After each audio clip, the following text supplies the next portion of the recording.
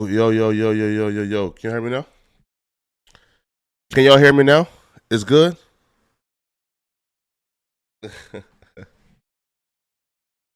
I apologize, people. All right. It's yes. Okay, yes, it's fixed. It's fixed. Thank you. It's fixed. Thank you. I apologize. But no, I'm not going to New York. Yo McNeely says, yo, what's up? Uh Don Philly the Bull 215 says, better. Yo, what up, man? Zivech World says Jala, what's up? Yo, that's my name, man. Jala. All right, let's get to it, man. Fresh off the bat, let's get to it, man. Right, so Small USA says Flacco working at OT. Nah, that's a fact, man. Listen, we got to, bro. So first off, here's some news in the No Jumper verse. Lush One is back. Lush One is now a recurring No Jumper host. Now it's been a year, right? It's been a year or so without Lush One. There's been some tumultuous things that took place. Yo, like the Lush One haters right now are probably like, we can't get rid of him. It's like it's like those creators, right? Who are like known to survive like atomic bombs, right? So like apparently like if Earth gets nuked, the cockroach will always survive, right? Because for some reason they're either built for it or whatnot. Like Lush One is like the craters during the atomic bombs for his haters, right? The man can't go away, but apparently Lush One is back. Now Lush One came back, I guess, at the expense of DW Flame, because DW Flame has now been removed from the No Jumper show. He's doing his own show now on Thursdays, but he's no longer a part of the No Jumper show. All right, Lush One is now the official third co-host. Now here, let's hear Adam. Let's hear Adam break down why Lush One is replacing DW Flame. Let's get the let's get the logic, man.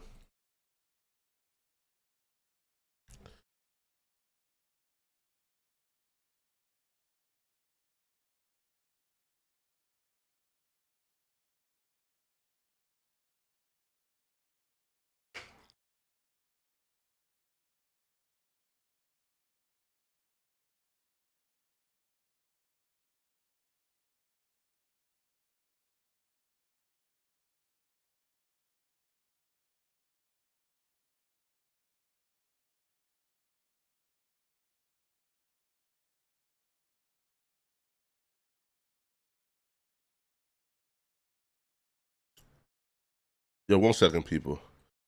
Bro, yo, I don't know how like all my stuff just got reset for some reason. All right, people. In a way similar, but like more of a street perspective. And I feel like I had our perfect. So okay, so it says no sound. All right, so let me just break it down for a little minute, right? Wait, can y'all still is no okay? It should be good now. Let's go. So Lush One is officially back as a No Jumper host on the No Jumper show. All right, Lush One, but Lush One is one of those people, man, who always finds the opportunity, which you got to respect him, man. You feel me? So if you look at him like the cockroach who always survives the nuclear bombs, bro. Well, hey, you got to deal with it, man. So Adam and DW Flame obviously had that awkward exchange where Adam referred to like DW Flame and said that he has bad bitch energy. DW Flame walks out, and then a week later, Lush One is now replacing DW Flame on the No Jumper show. Now, this is what Adam had to say about why he's making a change. I kind of feel that way about both of you guys. Like, I feel like in terms of like building a podcast, and I don't know what the fucking fans are going to think. I can't see the chat right now and everything, but I do feel like Lush excels in like an extreme amount of hip hop knowledge. Brick Baby excels in a way similar, but like more of a street perspective. And I feel like I said this last week or whatever, and I'm really slowly gonna have this fucking take this under the chin right there, bro. Hey, yo, the math is simple, bro. Yo, Adam is saying, hey, listen, man. at some point the No Jumper show became a gangbang caucus. So Adam is saying, listen, all right, Brick Baby comes with a lot of street knowledge. He has hip hop commentary. He has the the comedy. Lush One brings the street. No. Lush One brings the hip hop knowledge, right? So, from Adam's perspective, if it didn't make sense to have Brick Baby and DW Flame on the show because they essentially bring the same thing to the table. Now, I'm sure Flame will probably disagree and say that he brings, a different element than Brick Baby, but from Adam's perspective, Brick Baby and Flame were kind of like one of the same. They brought like similar perspectives, similar backgrounds, right? So, if they bring like similar perspectives and similar backgrounds, it's almost impossible to, to expect, I guess, something different or new from each person. So Adam says that, that Lush One is bringing the hip hop element. Now, I'll be real.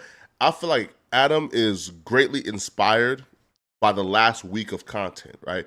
The last week of content with the Drake and Kendrick and what's going on has been a resurgence of hip hop, of rap media, right? Of mainstream rap. And I feel like Adam has been inspired because Adam sees that academics and Joe Budden, they're getting all this shine because they give hip hop takes. Well, he has, one of the largest hip hop platforms, right? So he wanted to get back to giving hip hop takes, speaking on rap, and actually having his opinion mean something in this space. Right, so he believes that Lush One would add more to a more so of a hip hop show than Flame would, right? So it does look like Adam is trying to pivot out of the street gangsta LA drama theme thing, but I don't even think that DW Flame contributed to that, right? Like I don't ever think that Flame came and said, "Yo, let's talk about LA beef or drama." No, right? So Flame doesn't contribute to it, but Adam feels like to have more so of a hip hop show, Lush One is the better replacement. Now, do I think that if the Flame walking out incident didn't happen last week, would this change have been made? Probably not. I don't know. You feel me? I don't know, right? But fat as fuck. Hey, yo, man, big shout out, man, to Seti Nash in the comment section, man, my guy. But I feel like a good No Jumper show needs that. The best era, in a lot of people's opinions, was the AD and House Phone era before that sort of started to fall apart. And when you think about it, it's like you kind of had AD as the street perspective to some extent, and then you had House Phone, which is more like the hipster fun, whatever. I feel like, if anything, I feel a lot more confident that we can cover the ground that I really want to cover in terms of actually talking about rap music and the culture with us three than any lineup that I have previously had in place. And that's no shots at anybody else. And I realize that we are in a time right now where it feels imperative that we be able to have conversations about what's going on in hip hop, because mainstream hip hop is all of a sudden like way more interesting. It's exciting. Than Yeah.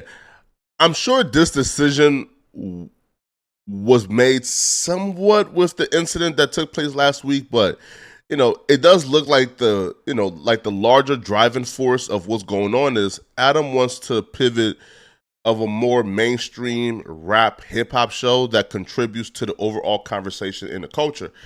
Now maybe does Flame walking out on the No Jumper show that week, does it make the decision a whole lot easier?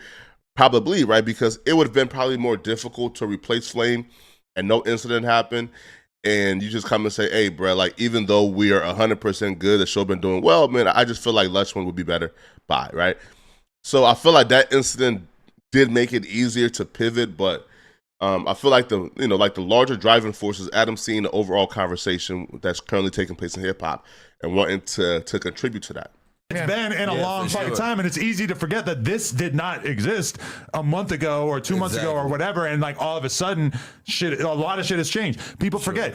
Academics was like bad PR after bad PR for like months. A lot of people. Not to take anything away from the fact that obviously he controls a huge... Right.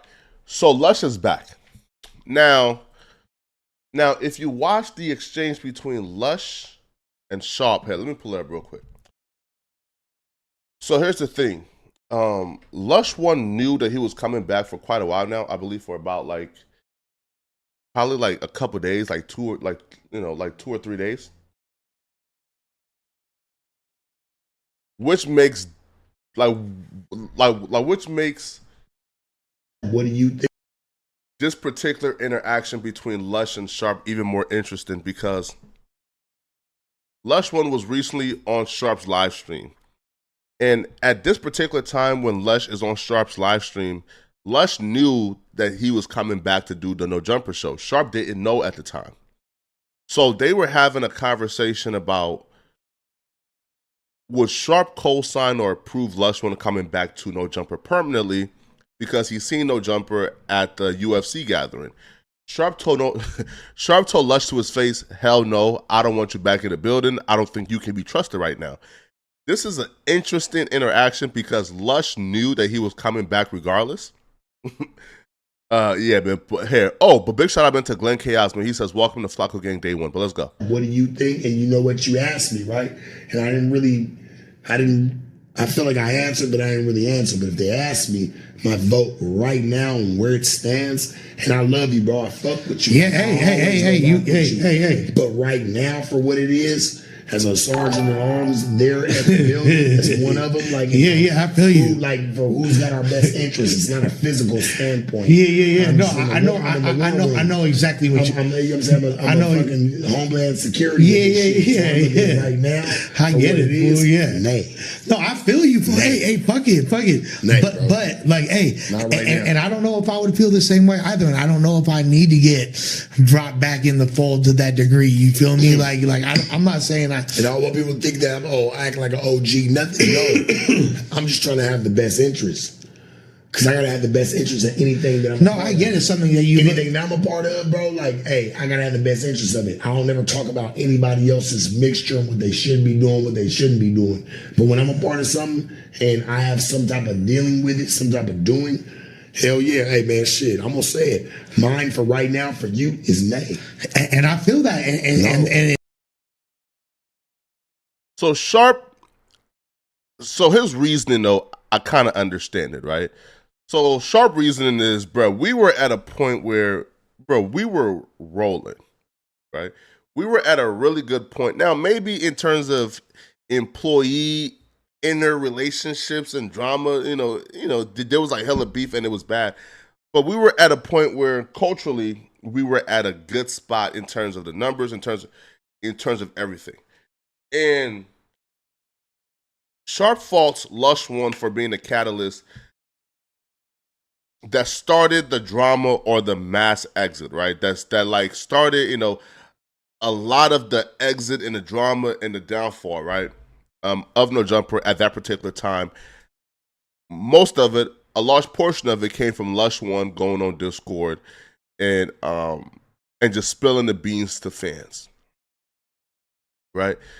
So Sharp is at a position where, Sharp is like, we had a good thing going at that particular time, and you are the reason why that good thing came crashing down.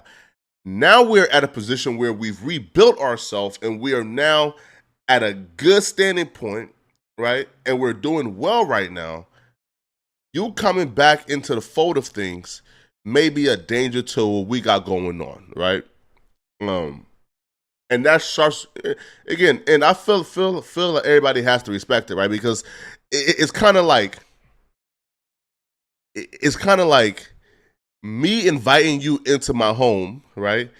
You burning it down the first time, right? And then you become homeless, and then I invite you back into my home for a second time, right? Obviously, you wouldn't do that. But because Lush One has so much to offer, and he's a fan favorite at this particular point in time, and he's a great podcaster, it makes sense to bring him back. But Sharp is just really cautious, right? So Lush One actually spoke about this on the No Jumper show last night, and here's what Lush One had to say about it. Just to give the people my thought process, I've been thinking about making this move since you first came on and did that episode. I do feel like, despite some of the stuff that's occurred in the past, you know, when we were having that conversation and I was saying that I wasn't mad at you, that I didn't really like feel a sense of anger or betrayal or whatever, like that's true. Like I'm over whatever shit we had in the past. Maybe we can get more into it as time goes by or whatever. But like, I have to admit that out of everybody I know, I kind of feel like you are one of, if not the best conversational sparring partner that I've really ran into throughout my years doing this. And like, I really, especially we're going to That's a bold statement. Well, okay. There might be like better, but in terms of like better, keep going. What you mean? No, yeah, I don't want to say like Lush is a better conversational sparring partner than academics or Sleepy Joe Budden or whoever. Like, there's definitely like other people, but in terms of like people that have been a part of No Jumper, if you really go through it, who have I had better real conversations about hip hop with than you? I don't know, Church. Got nothing but love for Sharp, but Hey, that's a shot at hey, boy. Day one on the job and Lush One is already dissing Sharp. This is crazy, man. Make no mistake about it, man. That's a shot at Sharp, right? Adam is giving Lush props in terms of him being a great conversationalist and them having a great dynamic. And then, like Adam says, yo, like think about it, man. Like who, you know, is better than you, Lush? And then Lush says, I don't know, Sharp. No, I don't know, Church. Day one on the job, man. But it's getting big. It's big. Day one on the job, you already dissing, man. Lush, man. Hey, Lush, bro. Don't resort back to the old ways, my guy. Listen, we love you. We want you back, man. But don't resort back to the old ways, Lush. I'm telling you, man. Have I had better real conversations about hip hop with than you? I don't know, Church. Got nothing but love for Sharp, but you know, I don't know that that's, you know, Yeah, no, that's not necessarily what he came here to do. Look, I get it. At the end of the day, you know, and obviously Sharp brought me on his pod. The whole And we could talk about that. I've seen a couple clips of that. Yeah, and the whole way it happened was super funny too because it happened organically. So you were having that conversation the whole time, and he didn't know that you were already added to the Tuesday show. No, I'm pretty sure he knew already. Because I didn't tell him, but I don't know. Somebody might have told him. I think it was kind of like buzzing in that because you know there's the UFC thing. You feel me? Okay. It's like a quote unquote employees only. Like nobody else was over there. Okay, so you feel me? Saturday for the people at home, UFC 300.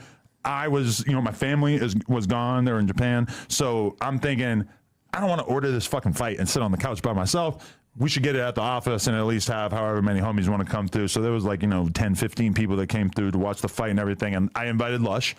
And Sharp was also there. Was there any weirdness there? Because he's seeing you and realizing like, oh, he's here and this is kind of like employees only. So that means I can't tell you from his perspective, but I know this, that like, so Sharp and I were mad cool. Like, and like we used to talk all the time. Okay. When I was over at No Jumper. If you notice, go back to the Lush One No Jumper Killer diss track, like the first time I hopped in the booth over here, he's the only person I don't diss. Wait, hold up. Lush, you diss me? Nah, shit done got... Nah, bro. Bro, on 12, Lush, you diss me? Because he said Sharp is the only person he didn't diss during that era, during the diss track. I didn't know that Lush One dissed me in on that diss track. Damn. I didn't really get at... But the past is the past. You know, Lush One, I forgive you if you did. But I know. He's the only person I don't diss. You feel me? Like I didn't really get at Phone or Blasey, but they had just dipped. You feel me? Like there's like I didn't really get at Flacco, but I said Sharp the only one that tried to help me grow. The way Sus treated me was uglier than Kelpie's hoes. You feel me? Like and no, shouts to Kelpie though. I fucks with Kelpie. But that's just what the bar was. You feel me? That was funny. And so he's I know that he was particularly hurt by what happened, and you know, as a lot of people did, directed 100% of the animosity towards me. And you know, I don't for whatever reason. For good reason, Lush. For whatever reason, no, not for. Yo, Lush a cold nigga. Bro, let's just say, hey, listen, man. People are blaming me for this mass exit, and for whatever reason, I don't know why, but it's cool. I'm good with it.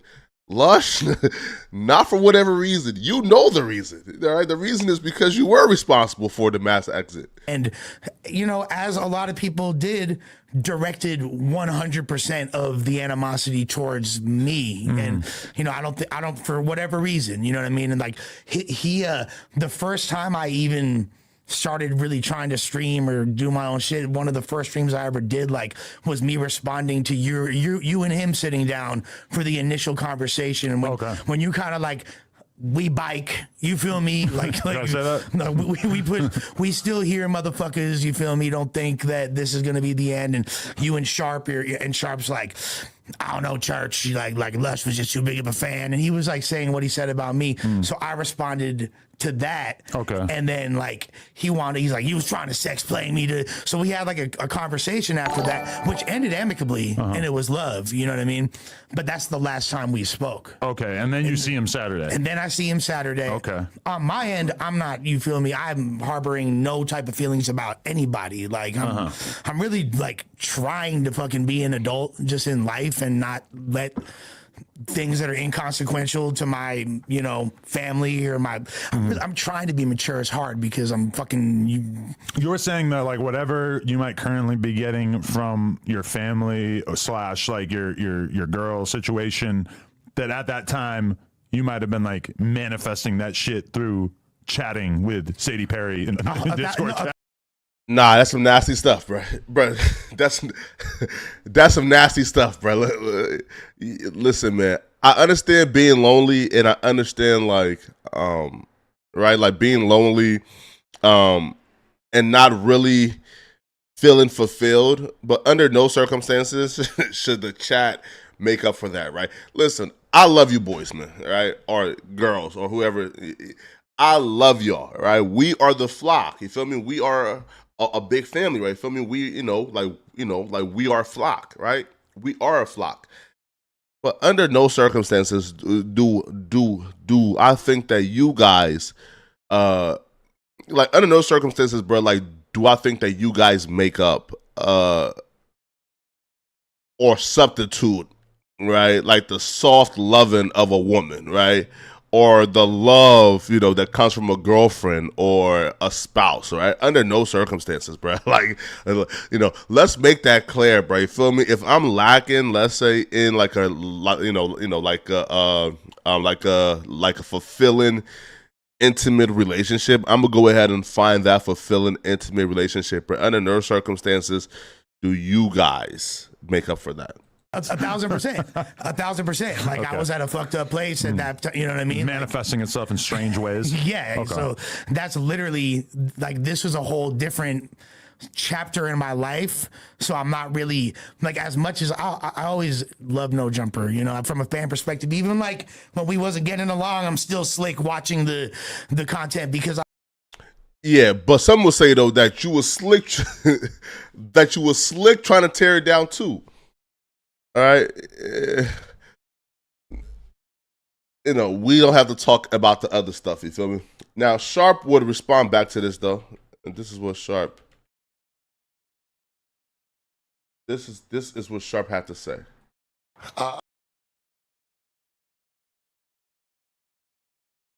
No, let me see if I should rewind. Oh, we gonna talk about it all, man, because I don't like. Well, I mean, shit, if my opinion gonna be taken as somewhat as a fact, I mean, I guess, I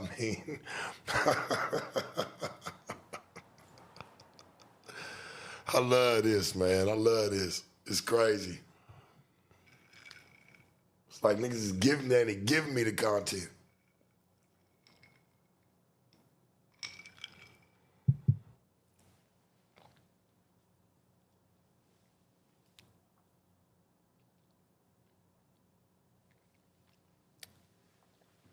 Yeah,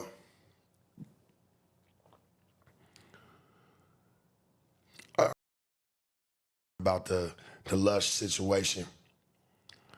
No, man, been great weeks. Great weeks. Y'all gotta understand. The hell, they getting better. Yeah, motherfuckers try to cut jokes and all the extra shit. Hey, man, my opinion was my opinion. I still felt the same way. It was never to knock the man. Mm-hmm. If we really gonna unpack the situation, I mean, Let's unpack it. I told the man to his face, you know, shit. In my opinion, and that's the respectable part, and that's the part I feel like even if you're a Lush One, you have to respect is the fact that Sharp told you to your face. Sharp said, "Hey, bruh, if I had a vote, homie, you know, I wouldn't be pro bringing you back." Now that would have been, or that's a whole lot better than Sharp going behind your back and telling Adam, "Hey, bruh, it's either me or Lush. If Lush comes, I'm gone." Now that would have been like a little sucker shit, feel me, right? But you know, Sharp just expressing to you, bro, hey, listen, I'm not, you know, like stopping your money, homie, but if I had a vote, which I probably don't have a vote, but if I had a vote, bro, I'm kicking you off the island. That's respectable. I don't run nothing. I don't want to run nothing. And to be honest with you, I don't give a fuck who come back through that motherfucker. If it wasn't somebody who I had a serious problem with, I don't play that shit. I don't give a fuck. Hey, if that's going to be the case, then, hey, we'll do what we need to do. And I don't have a lot of problems with everybody. I don't got 100 problems with nobody or none of that shit, man. I mean, but I look at it like this. I never had no issues with Lush. That's why I brought Lush to my house. You know, me and Lush, we sat down, we had a good conversation, I felt like. And I started hearing some things earlier. I really want to play the playback of it all because there was a clip. And maybe we'll dive into just a little piece of it. I don't want to play all of it. I don't even got it up on the screen if y'all really want to see. That my words, I guess, are being taken as I was pushing it as a fact. And to be honest with y'all, I really don't give a fuck what anybody thought and how they saw it. I just told that shit for what it was. You know, you have to think about it. This is the first person that's coming back from the old squad. So my antennas are up like they should be. I'm not saying the man shouldn't come back. I'm not sitting there trying to pull the nigga's fucking hall pass. Like, come on, homie.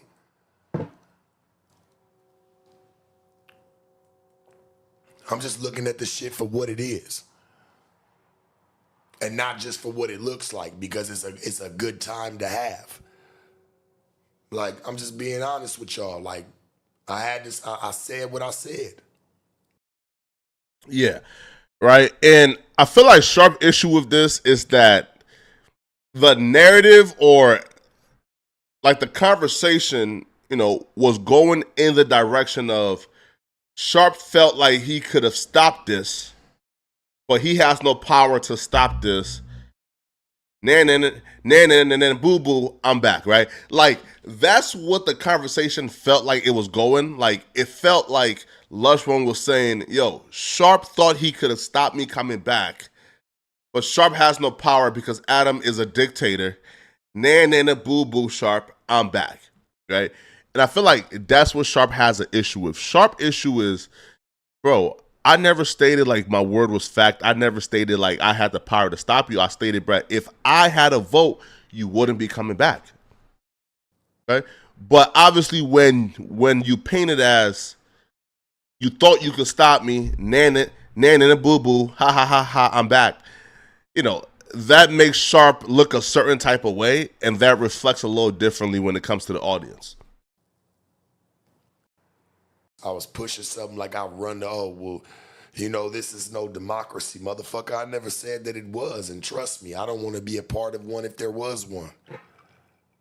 Respectfully. And listen, I do not co-sign that sentiment, man. Feel me? Make me a part of the democracy. You feel me? Make me a part of the democracy. Hey, listen, man. I don't want to be. Listen, man. I don't want to be a part of no dictatorship, man. You feel me? So yes, if there was an option, make me a part of the democracy, homie.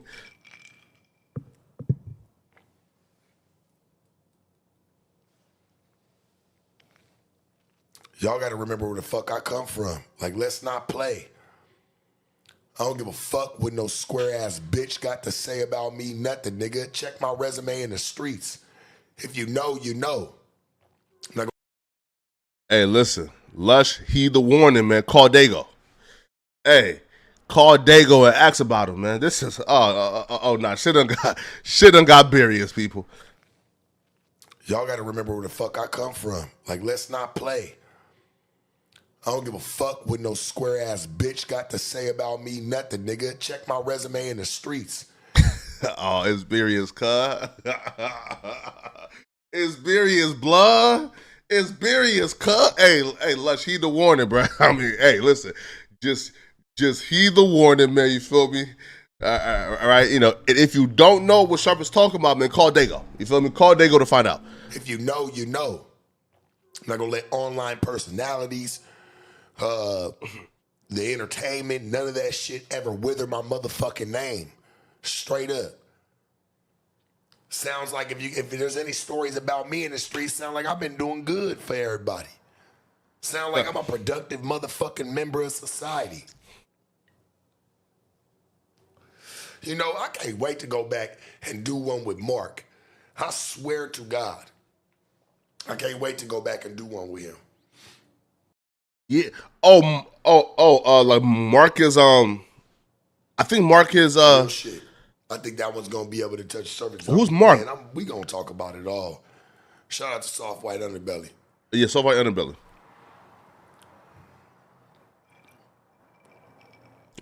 Boy, listen, yo.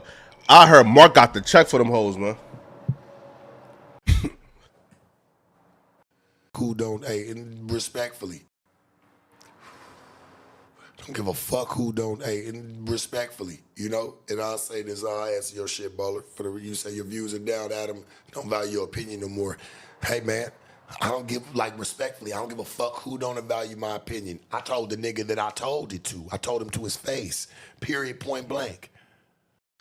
Yo, and this narrative that like Sharp views are down, I think is false, right? Sharp values show based on the live streams, right? Like Sharp can move the needle on a live stream. If you have a podcast, let's say, and on No Jumper, right? Let's say this, the Monday show, Tuesday show, Wednesday show, and Thursday show. If you add Sharp to any one of those shows on a given week, the numbers are boosted and the numbers go up, right? So that's where you see Sharp's value. Now, an interview is a hit or miss. Bro, ask the other interview channels, bro. Feel me? Right? Like, ask Bootleg Cav, ask $1 million worth of game, bro. An interview is mainly guest-based. You feel me? If a people care about the guest, the numbers is going up. If they don't care about the guest, the numbers going down. You feel me? Man, niggas better stop hating on me, man. Straight up. I've kept it solid. Through it all. Straight the fuck up.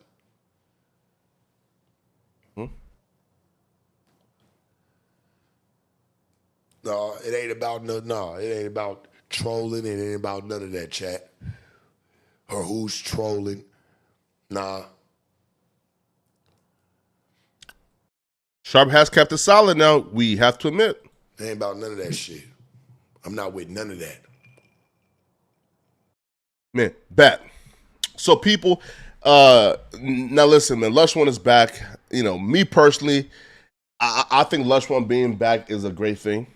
I think it's a good thing. Right? I feel like Lush One has a lot to add. Lush One does add to the lore. To the lore of No Jumper. We leave. Right? To the lore of No Jumper. Now, let's move on to this, man. So, Wack 100 was recently on Figgmunity World. Wack got invited on Figgmunity World, I think by AD, right? This was in the making for quite a while now. So he came on, and when Wack 100 came on, T-Rail asked Wack, why did he join No Jumper after they left? Now, for y'all guys who don't know, Wack was not on No Jumper at the same time that AD and T-Rail was. But after, I guess, the mass exit, Adam had an idea for a show. He ran it by Wack 100, and Wack 100 was open to it, right? So Wack 100 and AD, if you guys don't know, have a really tight relationship, right? Like, they're like family, they're blood. So T-Rail is confronting Wack 100 about joining No Jumper when they left. This motherfucking platform. We doing all of this. You see it. Wack fuck with us. We done got history with Wack. We trying to burn the house down. You see, now this is important. Let's rewind. This is important. Platform. We doing all of this. You see it. Wack fuck with us. We done got history with Wack. We trying to burn the house down. Now here's why that's interesting. Because Adam has accused the guys who left Figgmunity, Adam has accused them of trying to burn down the house, aka tear down No Jumper and burn it down, right? Right? Like Adam has accused them of doing so. But for the longest, they've said, hey, bro, that's not true, bro. We just left to do our own thing, and we just trying to, you feel me? Make a way for ourselves, right? It don't have to be no beef or hostility, bro. We just trying to do us. So they've denied for quite a while now, right, that they were not trying to burn the house down. Listen, either way, I respect it. You feel me? Listen, man. Either way, I respect it. You feel me? Hey, listen, bro. When we ops, ain't no rules to this. So either way, I respect it. But for a while now, they've denied trying to burn the house down. And they've always said, bro, I don't understand what Adam beef is with us because we didn't do anything on the way out. We just left, right? We didn't try to burn no house down or tear down No Jumper. We just left. Now it looks like T-Rail is being, I guess, more open about his intentions when he left. So T-Rail intentions when leaving was he wanted to burn down the house. He wanted to take No Jumper down. So now we know why Adam and T-Rail got beef. Now, I don't know if T-Rail is speaking for himself or if he's speaking for Figgmunity as a whole. We trying to, you know what I mean? And then here come Wack, with the save the day. I got old you. Captain Saber hoe ass nigga. I got you. No, nigga. Why you come bring your ass on up in there after we done did that? Why did you do that? I got you. Nobody ever informed me they were trying to burn the house down. Nobody never said we. Oh, come on. No, y'all never said it. Y'all said y'all was mad about he had the white dude come in here and say some crazy shit. Right? No, that wasn't. Yeah, right. Well, no. Richard Spencer was part of the reason why, why there was some friction, but the reason why everybody left was because of the Lush One going on Discord and telling people that Adam said that AD got 4 jokes and he's taking AD off the No Jumper show. Right? That right there caused the mass exit. But yeah, this is bizarre. And yeah, I guess I don't know why I guess I don't know why T-Rail will admit this right now. Right? I feel like in terms of strategy and beef in them ops is kind of smarter to play it as, hey, bruh, we just left the platform, man. Feel me, man? Like, we ain't do nothing on the way out, bro. We just left the platform and Adam hates us because we left the platform. That would have been a smarter way to play it because you could play the, hey, bro, he hating. But if you admit now, we were trying to burn down the house. Now, in the future, when let's say Adam goes off or Adam does something spiteful, Adam can always pull this clip and say, you see, aha, they were trying to burn the house down. That's why it's up for life. No. Right? You was mad about he went and told another motherfucker some shit about you behind your back. Bingo. Right? But then, I don't know if that was Gina Views. I think she had a problem with the white dude, right? And I'm gonna be real. I felt like the white dude was great content for No Jumper. It was a whole nother crowd. We just talking money now. That's whatever that dude's crowd is to tune in. Talk about Destiny or the nigga from KKK. Yeah, KKK. Yeah. So I'm like, well, that's good content, right? I tried to line him up and bring him in with the Israelites, and nigga was a no-show, right? So nobody never said they was trying to burn the building down. But here go my thing with y'all. Y'all got to understand, as I done been in the middle capacity to both of y'all. You didn't grew, he's still growing. He's still a little burnt out. His wisdom keeps him balanced, right? Now, what the fuck we look like planting a new seed, right? But then tearing down a shade tree. We still need the platform. So you want to use until it. y'all in place are not using them. Bro, this is the end of the day. You know, at the end of the day, I'm alive with West Coast, right? Let's be real. Where's all the major motherfucking podcasts? It's not a lot of them. New East York. Coast, South, Yeah. right? Top to bottom, right? We got Bootleg Kev still on the come up. Shout out to Kev. Y'all with this, but the biggest one is No Jumper. If we're not in place to tear something down that's needed, we gotta admit No Jumper's needed. It's not needed. No, it definitely is It's needed. not needed. Definitely needed. That is tearing our culture down. How? It's a bunch of bullshit in there right now. Y'all niggas can't even look at each other in that Who motherfucker. can't? You got a nigga running with his dick out. You ain't seen Brick Baby never in your life. You know what I'm I saying? never seen Everybody, it. you know what I'm saying? Everybody running around That's this the thing. motherfucker. That's the Niggas thing, though. fighting. It's funny though because Come on. we was the problem. We was the internal problem. Everybody going crazy. No, beefing but I with each other. thought your issue, see, you ain't telling everything because I don't believe that one thing broke the motherfucking camel's back. No, it was more situations and shit too. Now with you, he said you was mad because you didn't want to accept the fact that your president brought no views. It was like having you there was like it didn't matter. Man, See, fuck nah, you, that's Wack. nah. That's what he said. Nah, look. Wait, I don't think I ever heard. Wait, I don't think I ever heard Adam say that though. That's wait. Is that true? Wait, is that true? Nah, bro. Wait, hold up now, bro. Like, I don't think I ever heard. Nah, I don't think I ever heard Adam say that. Now, I do think that Adam said that AD like his like. So what I did hear Adam say right, is that AD that he felt like AD's presence in terms of the overall conversation didn't add nothing, and he accused AD of saving the good stuff or saving his hot takes for his particular stream. Right? That's what I think I heard Adam say. I don't think I heard Adam say that AD adds no value or no views, because that wouldn't be true. See, No. I can speak up for that with T-Rail. Oh, good too. T-Rail, you good. You good. T-Rail asked for help to get interviews. He was trying to line stuff up. He wanted to get his feet wet so he can do bigger interviews. Academics came over there with us. He told him, he said, hey, him right there, he great. He gonna be a great interviewer and stuff like that. He asked for help. Hold on.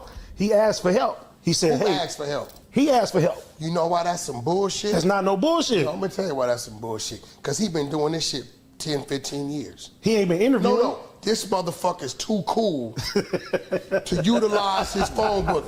This nigga Hey, but you know- I tried to utilize my phone book. That is true. That You is true. tried to That is true. utilize it. That is true. Groove. You You groove too fucking much. I interviewed Right? every Hoover on the No, on you the need map. to hoove sometime, right? See, the hoove is when niggas being aggressive. The groove is when y'all laid back, right? This nigga's phone book. Wait, like that's no. I feel like your phone book could be extensive, right? You can have a lot of numbers, but I feel like that's like 25% of the work, right? Like having the phone numbers is cool, but you have to have like phone numbers that they will pick up. Meaning, like for example, you have their numbers, but are they going to pick up when that call comes in, right? And then if they do pick up when a call comes in, are they going to agree to come on? And according to T-Rail, he asked a lot of his homies, you feel me? He called in for a lot of favors, you feel me? He asked like Schoolboy Q, Vince Staples. He asked a lot of people, and they all say, bro, I'm not coming on No Jumper, or I'm not coming there, right? For like whatever reason, right? Which I do think that we do have to like sort of investigate that, because for whatever reason, bro, there's a lot of like, I guess, artists or labels who dislike Adam and Vlad, right? Like especially Vlad, which I never understood. Yes, I understand that Vlad like does interviews where he asks like the critical questions, but I never truly understood why the industry don't like Vlad or hate No Jumper, right? Like I don't understand this, right? But the artists that T-Rail would call like like the big names that he will call to put in a favor with, they all said no. It's just as valuable as mine. He don't need nobody. That ain't true, huh? Bullshit. That ain't true. Don't No, need let me tell you nobody. why. I tried to use it. Hold on. I tried to use it. Let me tell you why. Why? When he got away from Tiger, everybody started treating this nigga like he got shit on his face. It wasn't about Tiger. It was. It's about everybody else. He never called me to get nobody. That's his phone book. I sure the fuck didn't. That's your phone book. That's your phone book. I sure the know what fuck I'm saying, AD? Even if I don't have the reach, if I know you got the reach, 80 in my phone book. This nigga phone maybe he don't know how to work his phone book. No, but look, it wasn't that. It was the So you went to the platform white man itself. for help. It was the The platform white man itself. gave you help. He gave me the platform. Now you want the white man. Hey, he gave me the platform. No. Nigga, just like you would give me the give Listen. any one of your people the platform, he gonna respect your decision. Listen, how many times nigga told you want to be voted off the island? I got him a gang of times. Who told you that? How many tell him that? Yeah, he called Was he me. laughing? No, Come on, bro. He didn't like this, nigga. You know Adam has a very different sense of humor that you cannot be assisted It ain't to the do. sense of humor. He don't like when people tell him the real. So I'm the nigga that's gonna go against him. I'm gonna keep it real. I'm gonna keep it real, huh? 48 laws of power. And Never you're right. outshine the master. You're right, but we weren't In trying to his outshine the situation, master. It sounds fucked up because he's a white dude. But y'all know what that means, right? Even though you may be able to, or maybe you should, or you could, doesn't mean you're supposed to. I didn't. And like I said, and like you said, you know who I am, where I come from. I could have easily done that. And I tried to do it a couple times, and everybody was like, no, you know what? It's not the platform I want to be on. It doesn't represent what I got going on. Don't worry about it. I'll fuck with you. Everybody said that. It was a lot of artists. You know what I'm saying? Yeah, but I feel like that needs to be investigated. Like, why? Like, what's the reason? Right? Like, what's the reason? Now, I also seen another clip where, yeah, let me see. I've seen this clip right here, man. You want me to make my prediction? Yeah.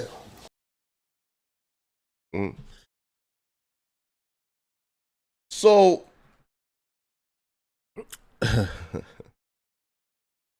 AD tells Wack that No Jumper is trying to push Flacco out. So here, and let's watch this. You want me to make my prediction? Yeah.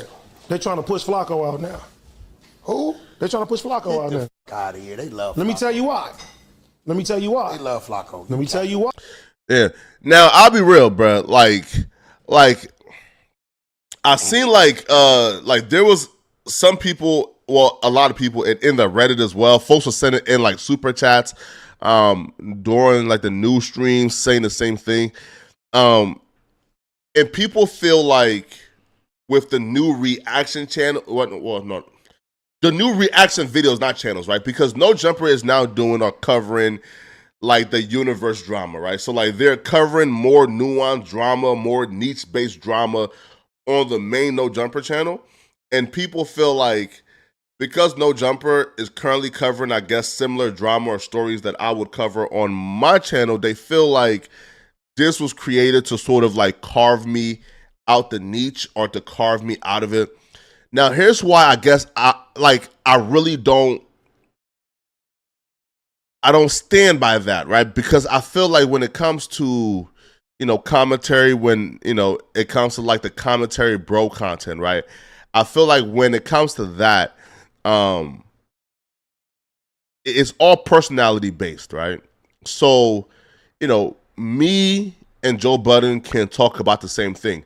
People will come to me for my opinion, and they will go to Joe Budden for his opinion, right? And even if it's the same topic, they will watch both videos on the same topic because it's different opinions and different perspectives, right?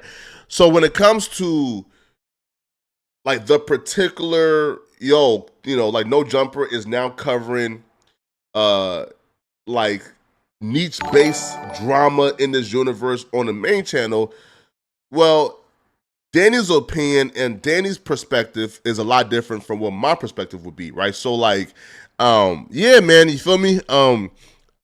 I feel like, bro, as long as I have a mic and you guys, bro, I don't feel like I can get carved out of anything, you feel me? Because, like, y'all will always want to hear what my perspective is, right? So I don't think that, that, like, there being more reaction channels, I don't think that really, like, hurts me. Flacco, he doing his own thing. He making his chili. He making more doing his own thing that he's doing over there. His whole format, they copying that shit now. Well, this is why I gotta disagree. How? Flacco has come to me in front of Adam and said, Wack, can you help me do this, and this outside of No Jumper? And Adam don't have a problem with it. But taking his formula, what he's doing, and putting it on the No Jumper page? Well, whoa, what you mean? What is he doing? He doing that now. What is Flacco doing? Flacco goes, when something happens, he goes home, he makes his clips that say, this is bad, all type of shit like that, right? Yeah. He's recapping what's going on in the universe. Now, Adam got somebody that he hired that's making the same type of recaps for his channel now. I don't think Adam's tripping. Oh, you talking about he just did it? It's some new shit? It's some new shit. I don't be knowing about none of that shit. But what I'm saying is, it goes back to what the problem was with us. Step his game up. No, it goes back to the problem that was us. So if you're doing something, nobody else can do it. Nah, that was the problem. The problem was, and part of that text message when I left, see, one thing people don't know, the underlying, I still got the text message, I'll show it to you. The underlying thing of that shit was, I want to focus on people that's doing shit exclusively for this channel. That was okay, see, that I didn't know. Yeah. See, this I didn't know actually, right? You feel me? And I don't think they ever like I talked about it because, as far as I was concerned though, right? Because as far as I was concerned, I thought that there was still room or there was still the option of AD doing his own podcast with T-Rail and Duno and on No Jumper. I thought that option was still out there from this sentiment, he's saying that Adam told him that he wants to keep people on the channel who are doing things on the channel. I want to know and part of that text message when I left, see, one thing people don't know, the underlying, I still got the text message, I'll show it to you. The underlying thing of that shit was, I want to focus on people that's doing shit exclusively for this channel. But what does that mean? Because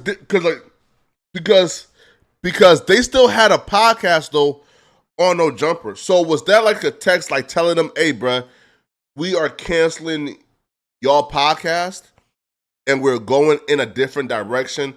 Y'all can maybe do like the news or some interviews here and there, but like primarily I want to focus on people who don't have their own thing outside of No Jumper." Is that what that meant, or right? Like was Adam gonna like cancel all the podcast?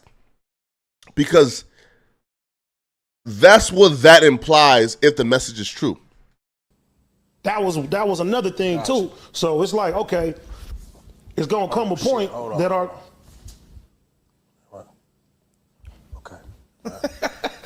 yeah. Adam said if you keep talking, if it's come a point, he's gonna show the video and y'all just out bowling. I don't know, bro. That's just what he said. He said out bowling. Was you bowling with Adam? They was out bowling? Recently? Did you ever bowl with Adam? Nigga, fuck that nigga. Hey, look, got too emotional. Hey, look, no, we chilling. We for a chilling. white dude to have. Wait.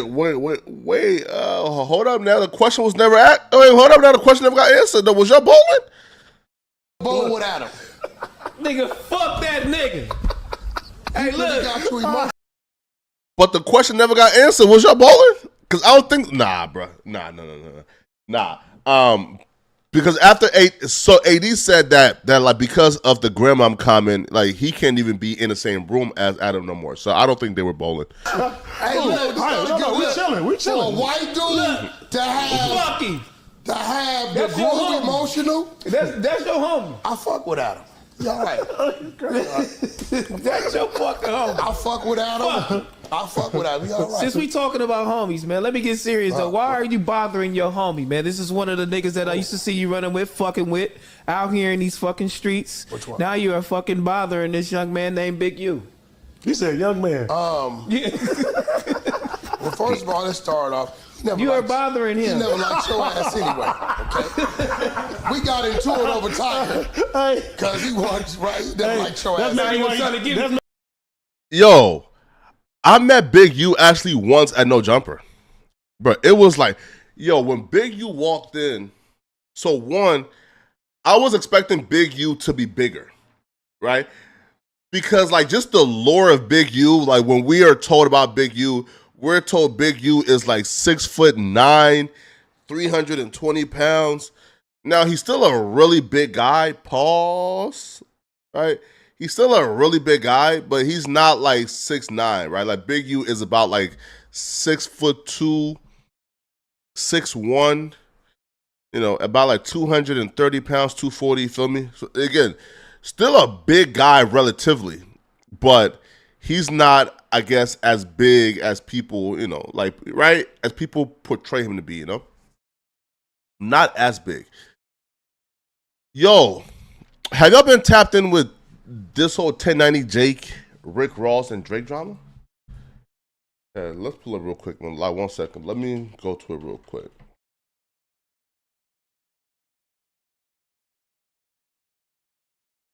Let me go to like the Instagram.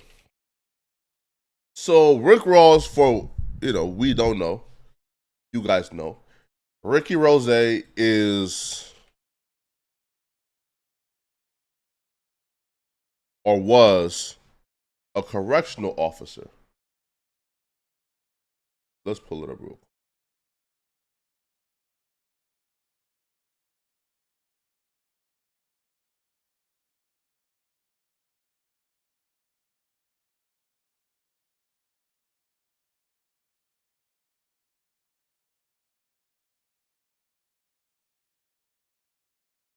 Yeah, let's go. All right. So this is one of the things that, okay.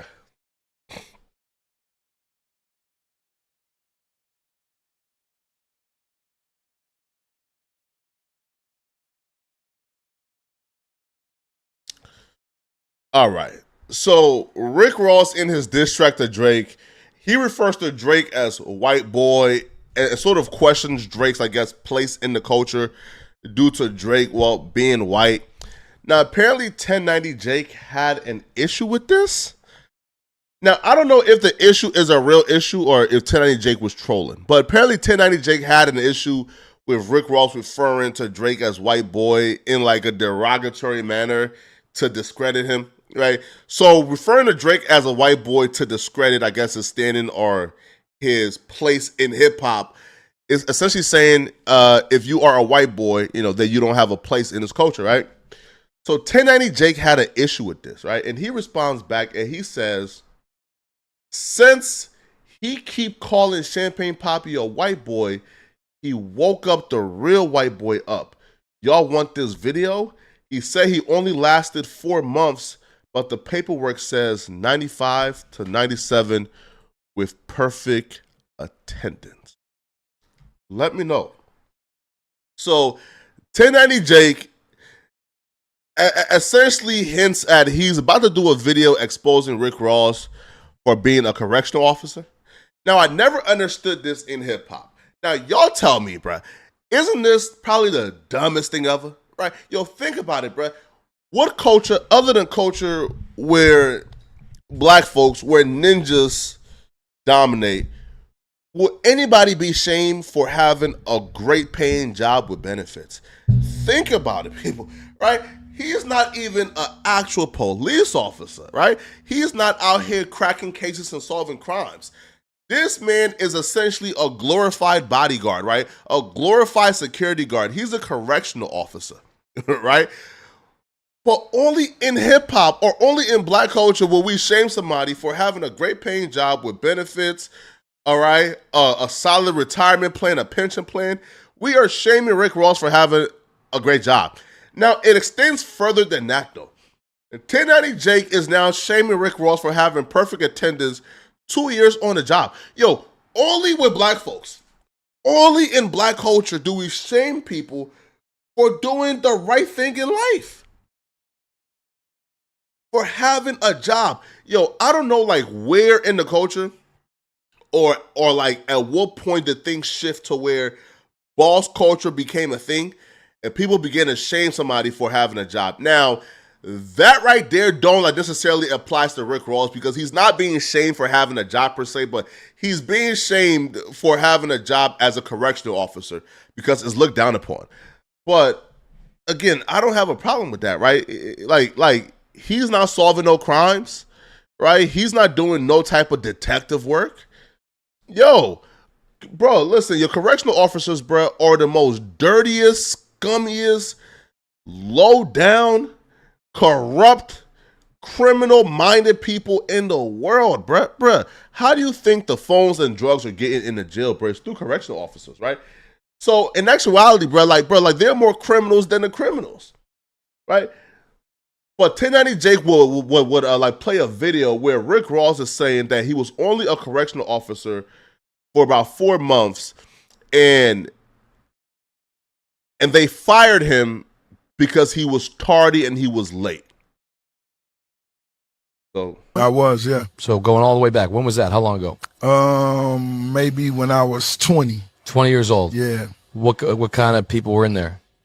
You know, I didn't really get to make it to the prison.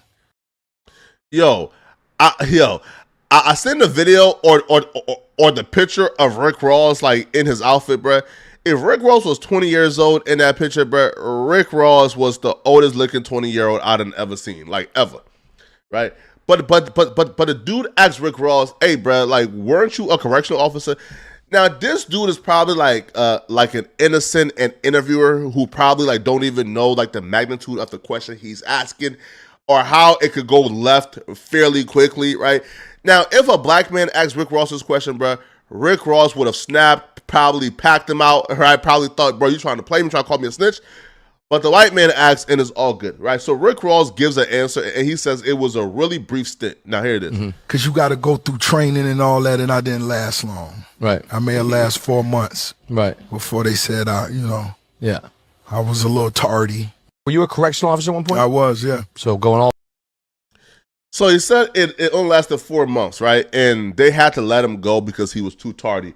Well, 1090 Jake apparently did the research and pulled up the document, right? So he pulled up the document where this is Rick Ross, William Roberts, right? It says, "I, William Roberts, a citizen/resident of the state of Florida and of the United States of America, and being employed by or an officer of the Department of Corrections and a recipient of public funds as such employee or officer, do hereby solemnly swear or affirm that I will support the Constitution of the United States and of the state of Florida."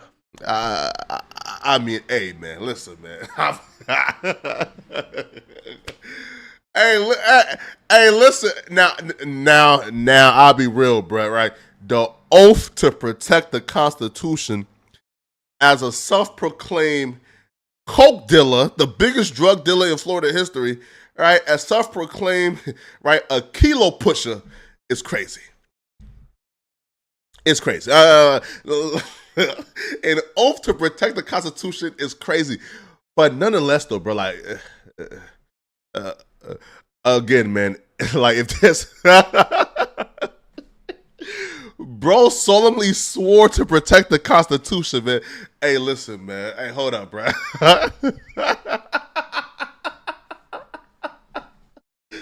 Yo.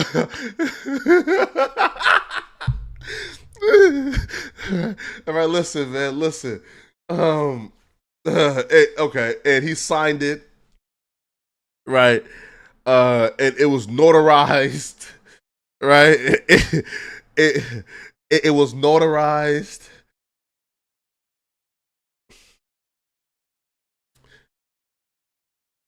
Bruh, yo, bruh, how y'all find this, man? Yo, how y'all found this, man?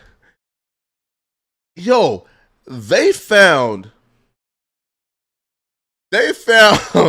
his certificate of appreciation presented to officer. Oh, nah, man. Oh, man. Yo, it just looks, listen, bro. It just looks bad, man. Like, we know it, listen, bro. We know having to swear in comes with the job. We know having to be called officer comes with the job, yo. But to solemnly swear and take an oath to protect the Constitution, and then acquiring a title of Officer Williams Robert, it's like, as a self-proclaimed kilo pusher, it looks crazy. It looks bad. But if you really break it down, how bad is it really? He had a job as a correctional officer. He wasn't cracking cases. Right? So this is his perfect attendance awards, right? So certificate of appreciation presented to Officer William Roberts in recognition of your service as a perfect attendance employee assisting the Department of Corrections. So they're giving this boy an award for perfect attendance, right? Which is true. Like, okay, like this right here. So clearly Rick Ross lied. Rick Ross lied. Rick Ross, it wasn't brief. But in the grand scheme of things, and which is why I don't understand the lie, right?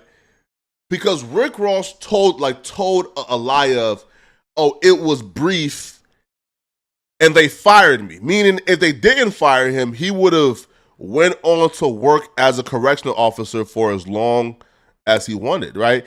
He didn't say, hey, bruh, I quit. He says, yo, they fired me. So I don't even think like the stint matters, right? Like, for example, if I tell like a street dude, hey, bruh, I ratted for only 4 months, it doesn't matter, right? Like, if you rat once, rather it was for like 2 seconds, right? Or even, right, like you are a rat forever. So like the time period and the time frame doesn't matter, right? As long as you are a correctional officer, they feel like that's out of play for a street nigga. So, yeah. So I don't even feel like the big scandal is Rick Ross worked there for 2 years instead of 4 months.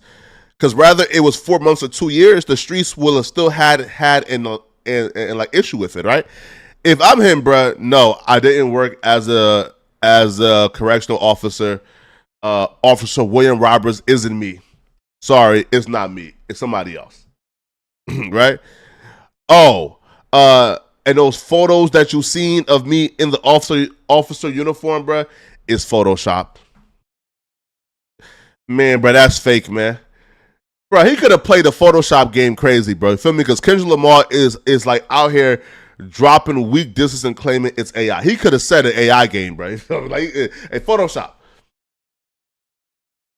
Now, 1090 also found another paper where he says, Dear South Florida Reception Center, with this letter, I offer my resignation from my position as Correctional Officer 1 at South Florida Reception Center.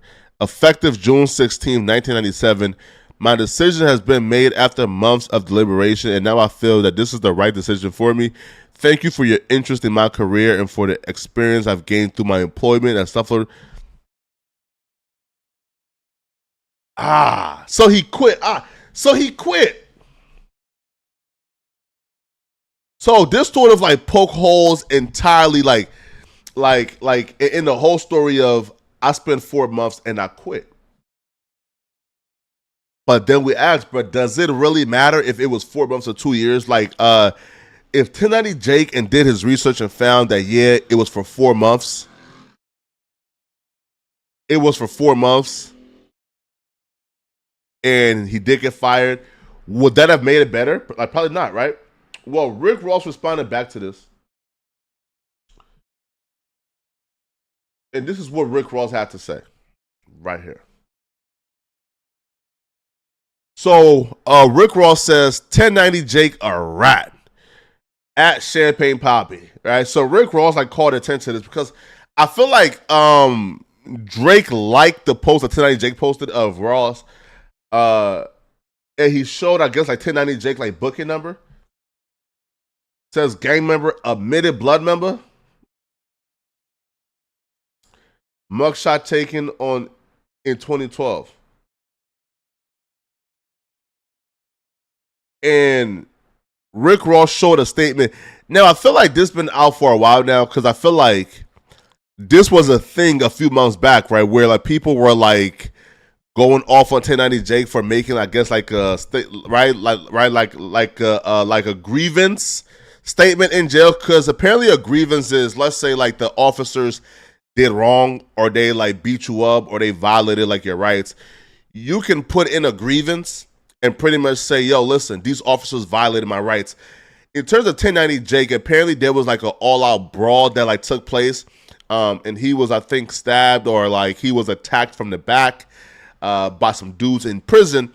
And the officers put on the report that 1090 Jake was the aggressor and they put him in the hole. And I believe he wrote the letter of grievance saying, bro, these officers are lying on me, right? I was not the aggressor. Here's what happened. They actually attacked me from the back. And people are saying that's snitching. I don't know how's that snitching, bro. But listen, yo, the streets are too complicated, bro. Right, bro? It's the dumbest thing in the world, bro. The street code is the dumbest thing in the world, bro.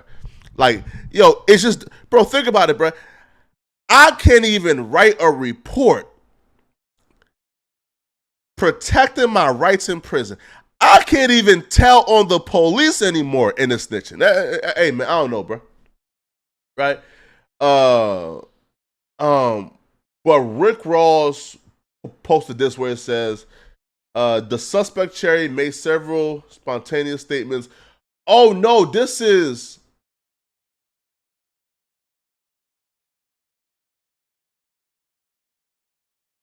Wait, huh? Wait, hold up. Is this new? Wait, is this new? Wait, cause I haven't seen this before. Wait, I don't think I've seen this before. All right, so here, let's.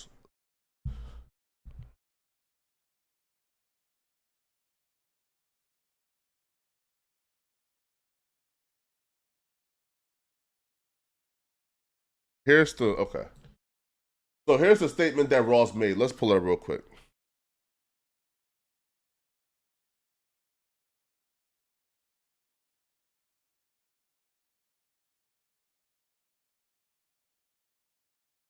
So Ross posted this.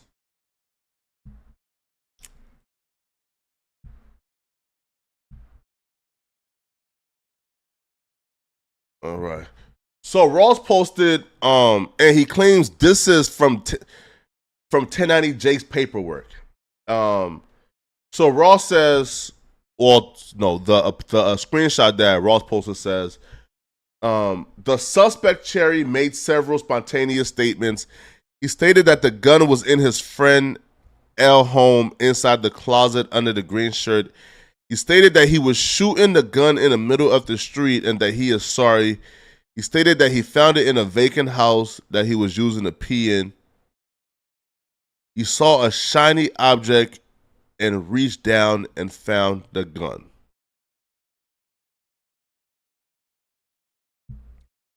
Is this telling? Or is this even true? The suspect, Cherry, made several spontaneous statements. He stated that the gun was in his friend Ali's room inside the closet under the green shirt. He stated that he was shooting the gun in the middle of the street and that he is sorry. He stated that he found it in a vacant house that he was using to pee in. He saw a shiny object and reached down and found the gun. Is this true?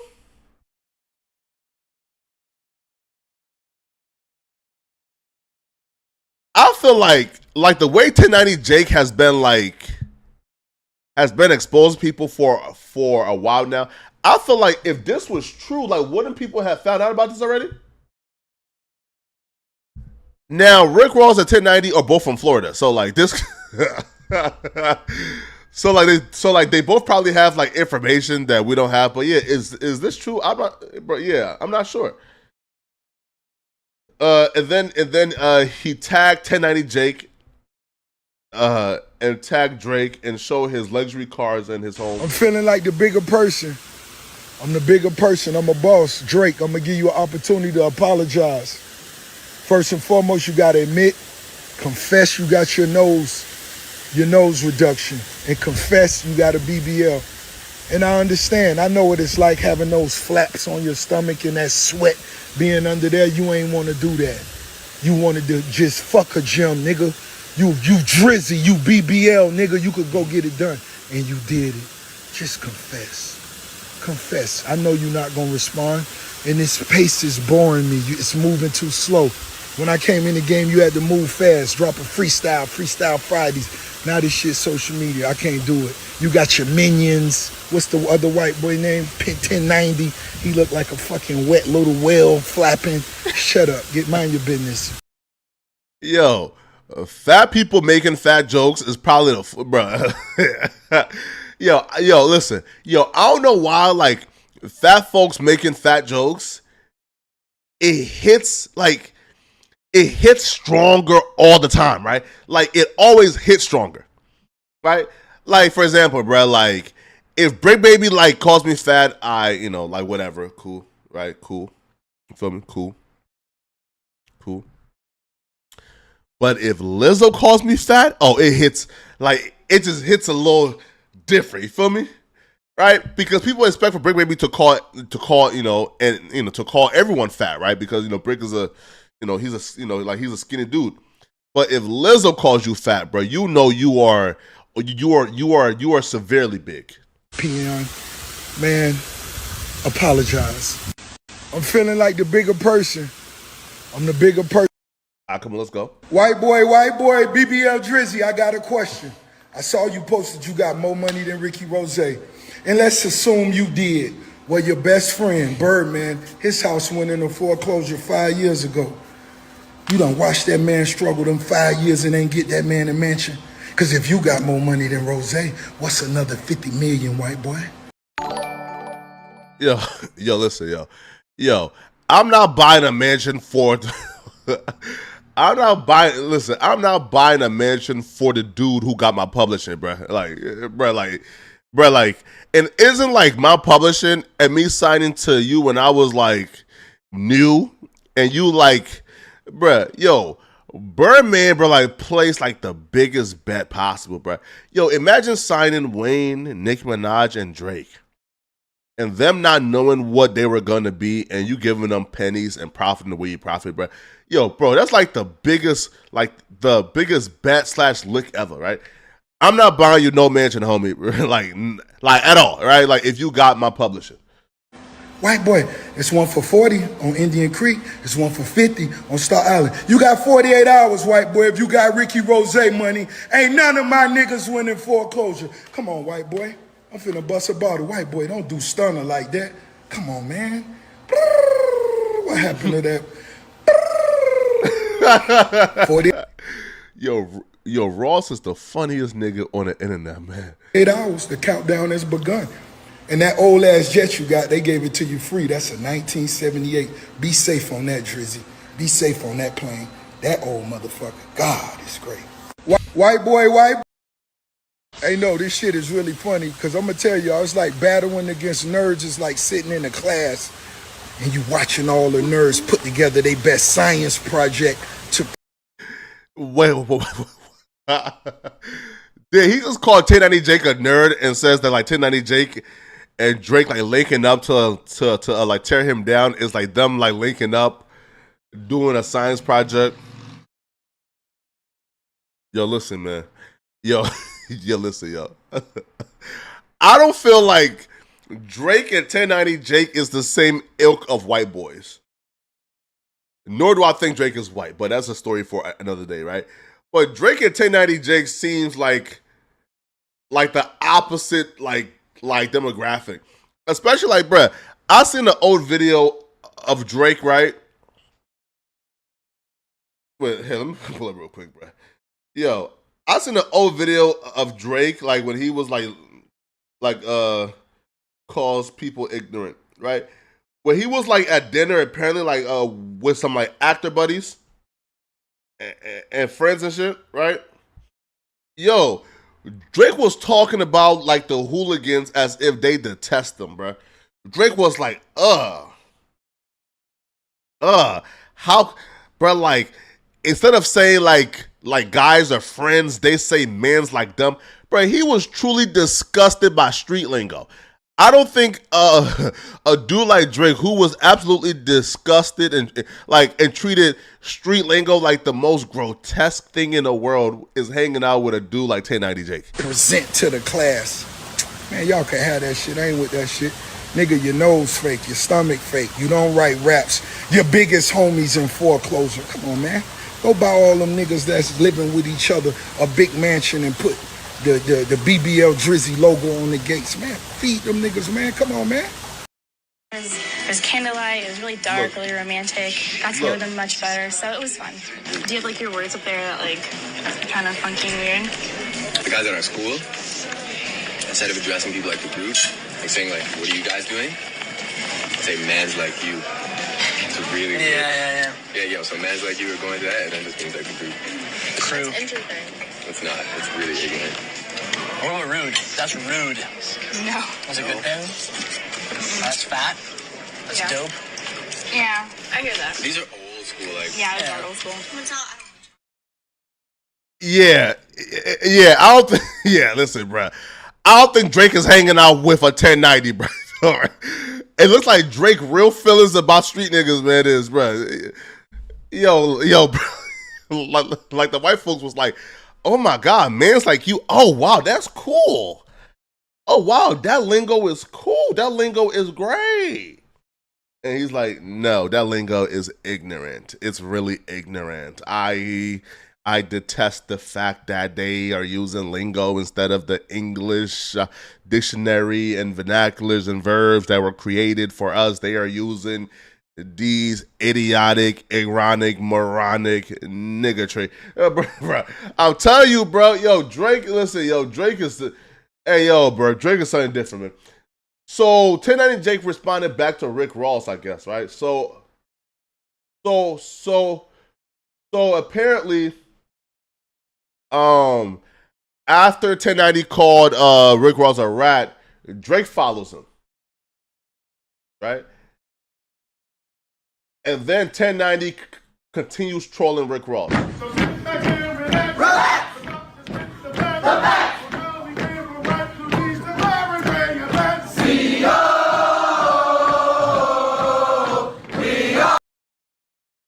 Yo, listen. Imagine if he had the actual video of Rick Ross getting sworn in like this. Oh my God. Oh my God, yo. Oh my God, yo. Imagine if he had the actual video of Rick Ross getting sworn in 1995 or 6. Oh my God, this would have been, oh my God. This would have been like lights out, bruh. It's over with for you, buddy. It's over, buddy, it's over with, buddy. It's over with, bruh. It's over with, bro. You feel me? It's over with, bro. Yo, wait, look, yo, look at a troll claiming. Hey, troll, guess what, buddy? You feel me? Hey, troll, we don't say, hey, look, hey, troll. Hey, troll, enjoy troll heaven, my boy. Hey, troll, enjoy troll heaven, my boy. You wasted an hour watching and commenting, you feel me? And hey, guess what? I still ain't say your name. Enjoy troll heaven, clown. All right, let's go.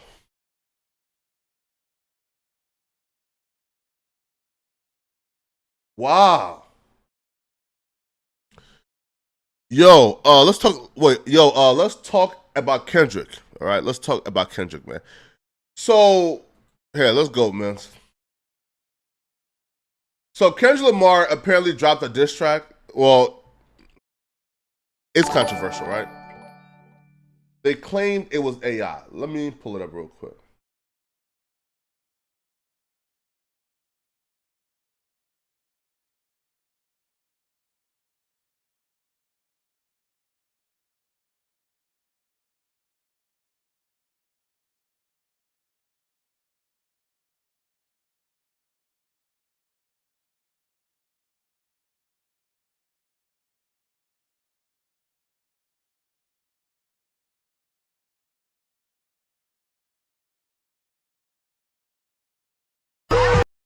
All right.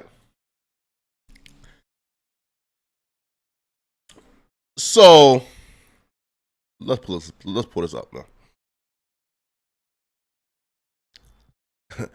So this disc began to surface all across social media about 2 days ago. Now, mind you, Drake dropped his diss or his shots at Kendrick about 3 days ago. Kendrick Lamar has been missing. He's been off the face of the planet. So this diss surfaced online of Kendrick Lamar dissing J. Cole and Drake. Let's check it out. Out of my name 3 times in front of your mirror. You hesitate to proceed after you reconsider. Lights flickered, the energy in the room shifted. Scared to open your eyes, cause you feeling the ghost of Kendrick. I dominated your favorite rapper, you idolize. My silence is enough to make niggas apologize. Retract the statements closed, saying regretting his lyrics. MCs die when you revive a competitive spirit. How to kill a rapper, let them do it to they self. Self-inflicted career wounds that fear helped. Yo, so far, this is on brand, bruh. Yo, this here sounds like the mid Kendrick Lamar bars that we would have heard on the disc, right? So far, bruh, there's no inkling, right? There's no switch up. There's no like falter. There's no like holes in the AI. Like, there's nothing about this that screams AI, like at all, right? At all to me, at all, right? And even the bars are as mid as we would expect from Kendrick. Drop nukes, surprise moves, height of respect. They promised me my death, now they deleted threats. One rap nigga dead, laid on the floor. And I didn't even have to throw bullets for him to go. Now that we got that out of the way, it's one more to go. Stop wasting time, let's get the show on the road. Niggas was ignoring repeat disses, and when they give respond, they entertained it as sneak disses. And now that it's direct, it's leaked disses from burner pages and all.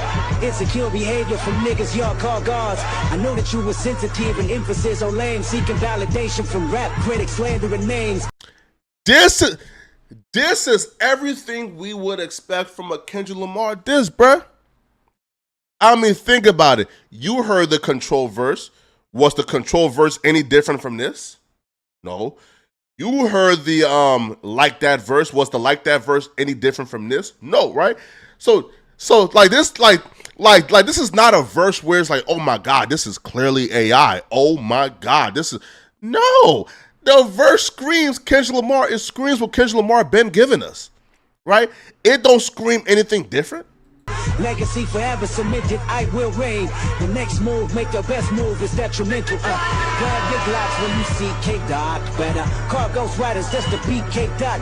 I came with a full clip, but only need one shot. No big breeds, it's dynamic. Uno K-Dot, K-Dot. All right, cool, right? So after the internet like just blatantly like clowned this stuff for being like the worst stuff we done ever seen, right? Like after the internet said, bruh, this is yo, if this is your attempt at leaking a diss, like to get the feel of what people will think if you truly drop this, bruh, this is horrible. Like this is really bad stuff, right? Especially in comparison to what Drake just dropped, bruh, this is laughable. So after the internet laughed Kendrick Lamar like off of Twitter, like they just outright just laughed him off of Twitter, bruh, and said, no, sir, this is filth. This is trash. This is not it. It then started to come out that it was AI. Now, we had no real proof that it was AI. And even Drake and his team was sort of, laughing at the narrative that it was AI. And they even said, we think that Kendrick Lamar dropped this, like trying to get a feel of what the culture thinks, and it was trash, right? So now he's claiming that it's AI. Nobody from PG Lang has came out and confirmed it was AI. If it was AI, you would think, bruh, that even like the receptionist at PG, which is Kendrick Lamar's new label, even the receptionist, bruh, will like put out a tweet and say, nah, bro, like this is not K-Dot. This is, fake, right? Cool. So apparently this dude. Yo, Sai the Rapper here in this. So now apparently, after Kendrick Lamar dropped the diss track that was filth, and starts lying about it being AI. In fact, I'm not even going to say lying because I want to be open-minded, right? I want to be open-minded people. So I'm going to say the diss track that's in question. Is that fair, chat? Chat, is that fair, chat? Chat, is that fair, chat? Is me saying, chat, is me saying the diss track in question fair, chat? Right? Like, that's fair, right? It's the diss track that's in question. I'm not saying he dropped it. I'm not saying it's AI. I'm saying it's in question. So after that diss track gets laughed off the internet and people began to, not believe the excuses coming out claiming it's AI, folks were saying, bro, you are clearly a liar. That's not AI, right? That's you. Some people even got sent the raw audio file saying, bro, this isn't AI, bro. Like, bro, we got this. So after folks began to question the validity of it being AI, surprise, surprise, a LA content creator came out and claimed that he made the viral Kendrick Lamar diss. Bro, you can't make this shit up, man. You can't. Yo, I'll be real, bro. Yo, man. Shout out to LA County, man. Right? Compton, Los Angeles, Watts. Shout out to LA County, man. Y'all would put your reputation and your integrity at risk to stick up and protect Kendrick Lamar. This is crazy, right? So look at what this dude, by the way, right? His name is Sai the Rapper. Apparently he's a rapper. So this dude with a heavy lips who speaks like Poetic Flacco is now saying that he made the demo for the Kendrick Lamar diss. But after you watch this will leave more questions than answers, right? This explanation literally gives us no answers at all. Yo, Sai the Rapper here, and this is how I created the viral AI Kendrick Lamar diss track. Utter my name 3 times in front of your mirror. You hesitate to proceed after you reconsider. Lights flickered, the energy in the room shifted. Scared to open your eyes, cause you feeling the ghost of Kendrick. Now first you gotta get a beat that sound like chaos and the world is ending. So this is a beat that I cooked up.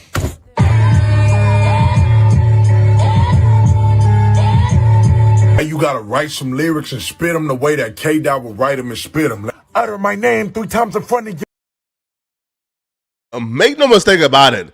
I don't think that it's beyond the possibility that this dude made a beat for Kendrick Lamar. He's apparently a beat maker / producer in LA. I'm sure this dude has made beats for Kendrick Lamar.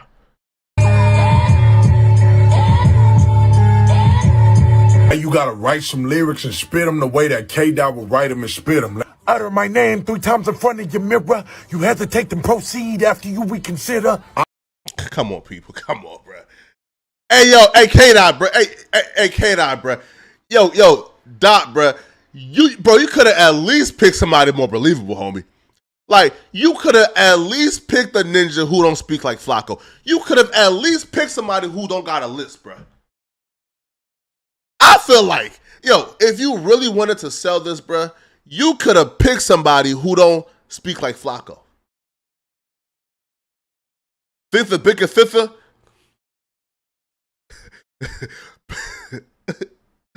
Paint the biggest picture from the mirror. Yeah, bro, you could have at least picked a nigga, bro, like, you know, like who speaks clearly, right? Bro, like he talks like Flacco. This clearly ain't believable. Listen, this clearly ain't believable, homie. It clearly ain't. Now, listen, if you wanted to pick somebody, bro, like, listen, bro, I don't care if there was an AI or a machine who could, like, contort the voice in the cadence and tone of K-Dot, bro. How they edit out the lips? How they edit out the lisp? Come on, bro. If it was Dot, they would have still had the lisp. It would have just sounded like K-Dot with a lisp. Utter my name 3 times in front of your mirror. You hesitate and proceed after you reconsider. I know Kendrick Lamar likes to emphasize his T's. Party. He can party. So we got to incorporate that. Grab your Glocks when you see K-Dot. See that hard T I was telling y'all about? Man, come on. Come on, bro. Yo, this not even believable, man.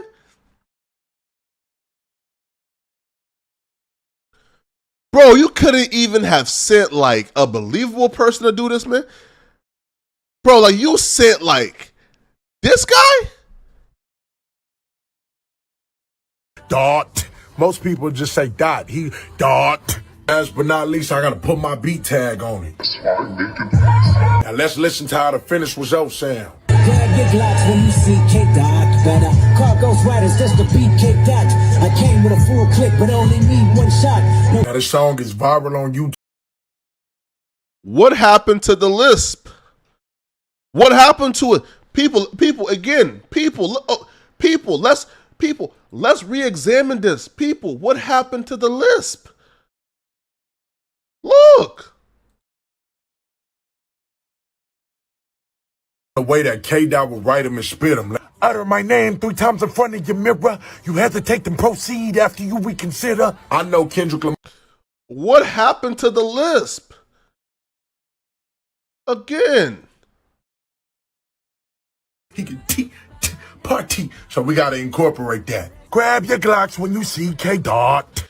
Grab your Glocks when you see K-Dot. Like, bro, where's the lisp at, man? See that hard T I was telling y'all about? Dot. Most people just say Dot. He Dot. As but not Glocks when you see K-Dot. Party. So we got to people. And we're going to play it side by side, all right? All right. Incorporate that. Grab your Glocks when you see K-Dot. See that hard T I was telling y'all about?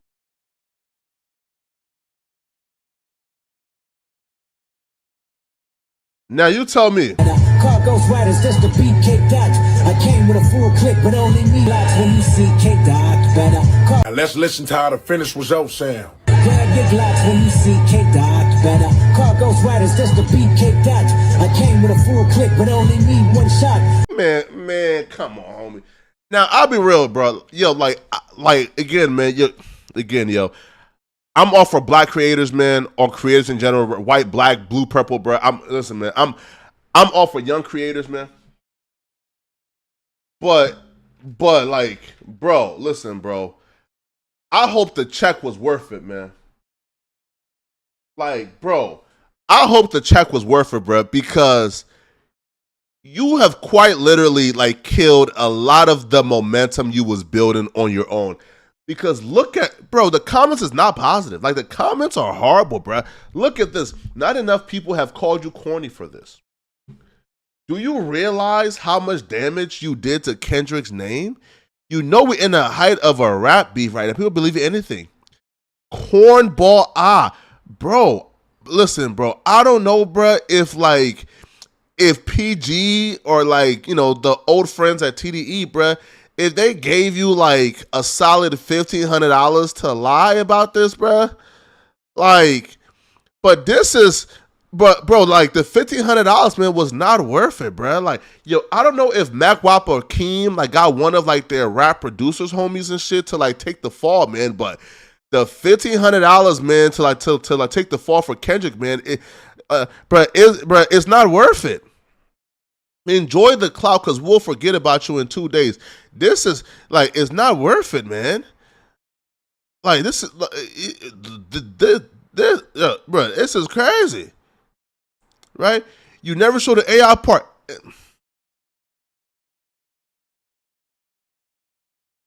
Let's address that, right? Let's address. He never showed the AI part. So he showed us everything. He showed us, quote unquote, the beat.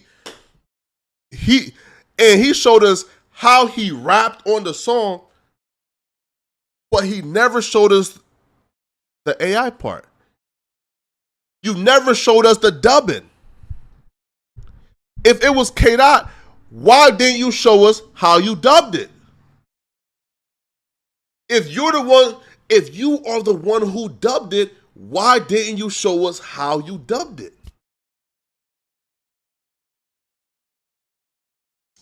It doesn't make sense, people. It doesn't at all. Right? If you are the one who dubbed it, if you dubbed the AI part, then why didn't you show us the AI part?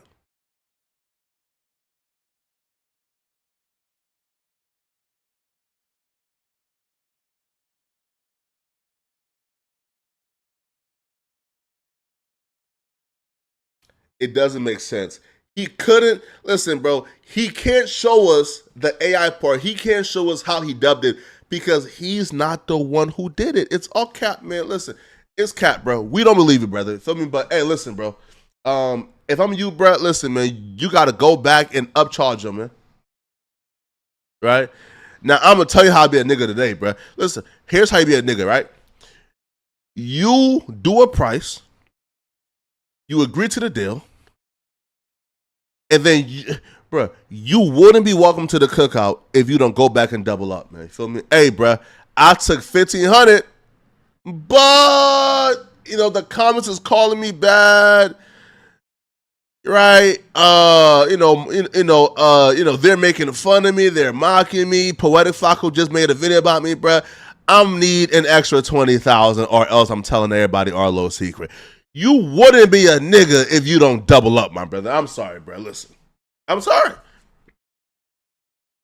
Those are the rules of engagement and doing business as a black man, man. You have to double up on the back end, man. You feel me? Hey, you bring your car for me to work on it?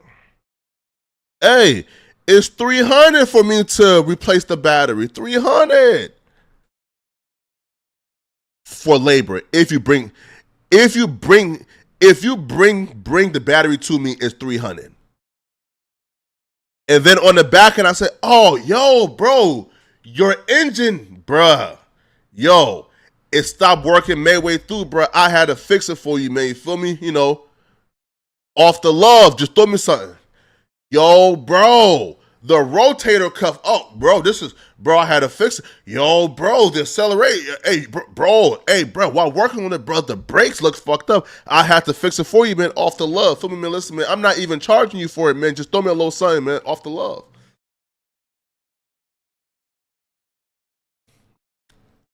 You have to double up, man. It's mandatory, man.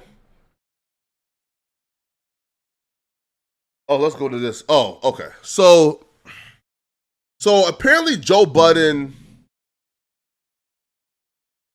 sort of here. So here, let's pull it up. So Joe Budden, they essentially feel like they cracked the code, or they cracked like the biggest, I guess, mystery right now, which is like the biggest mystery right now, which is, why do everybody hate Drake? right? Why do the entire industry hate Drake? That right there is the biggest mystery right now.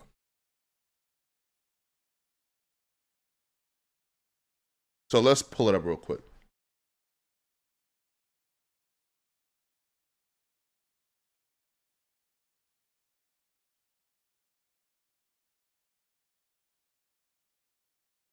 Larry, a few years.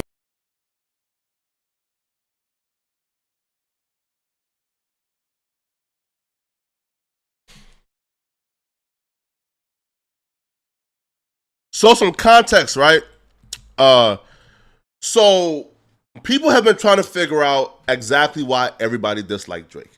Why Future disliked Drake, why Rick Ross disliked Drake, why Metro, why it feels like half the industry, right, dislike Drake.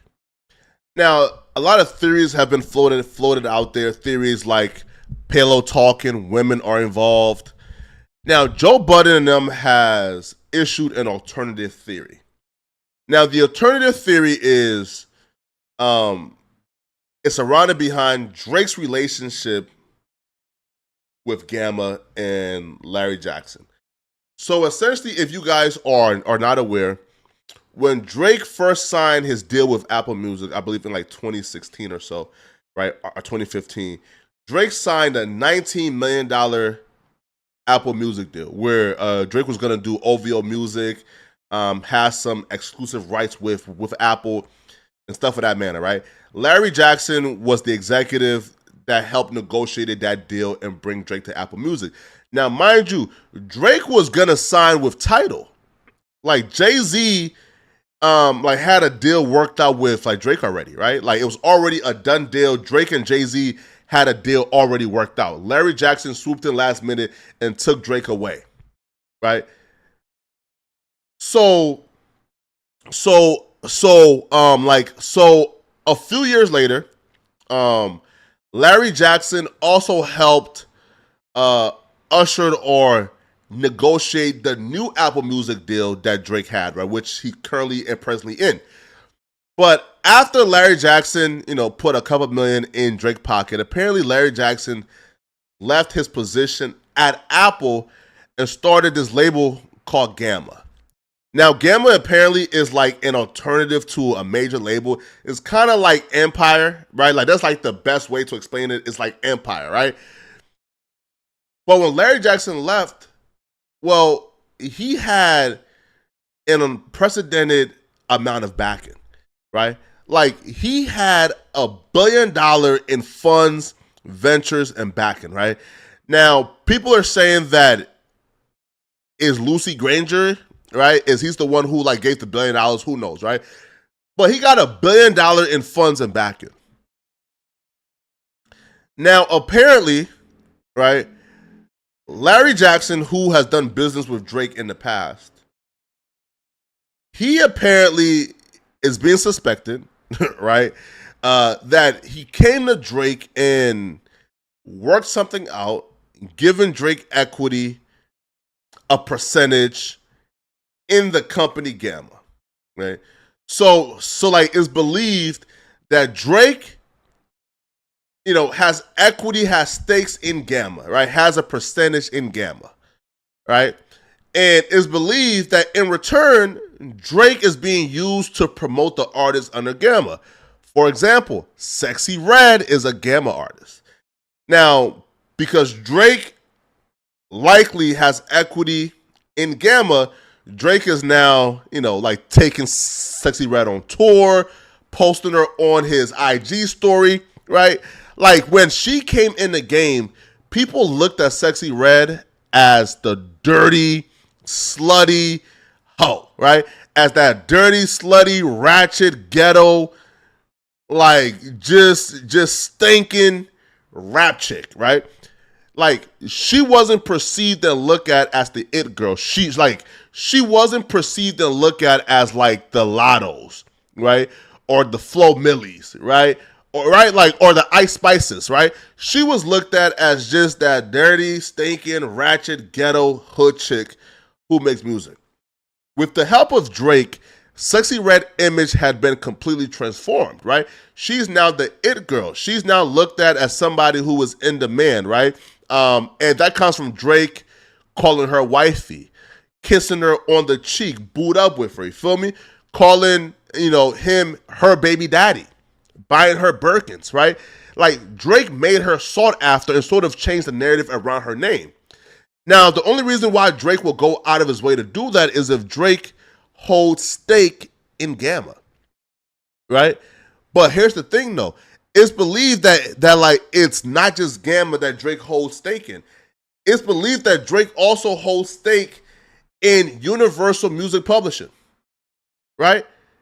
Right? So, again, Universal has a label, but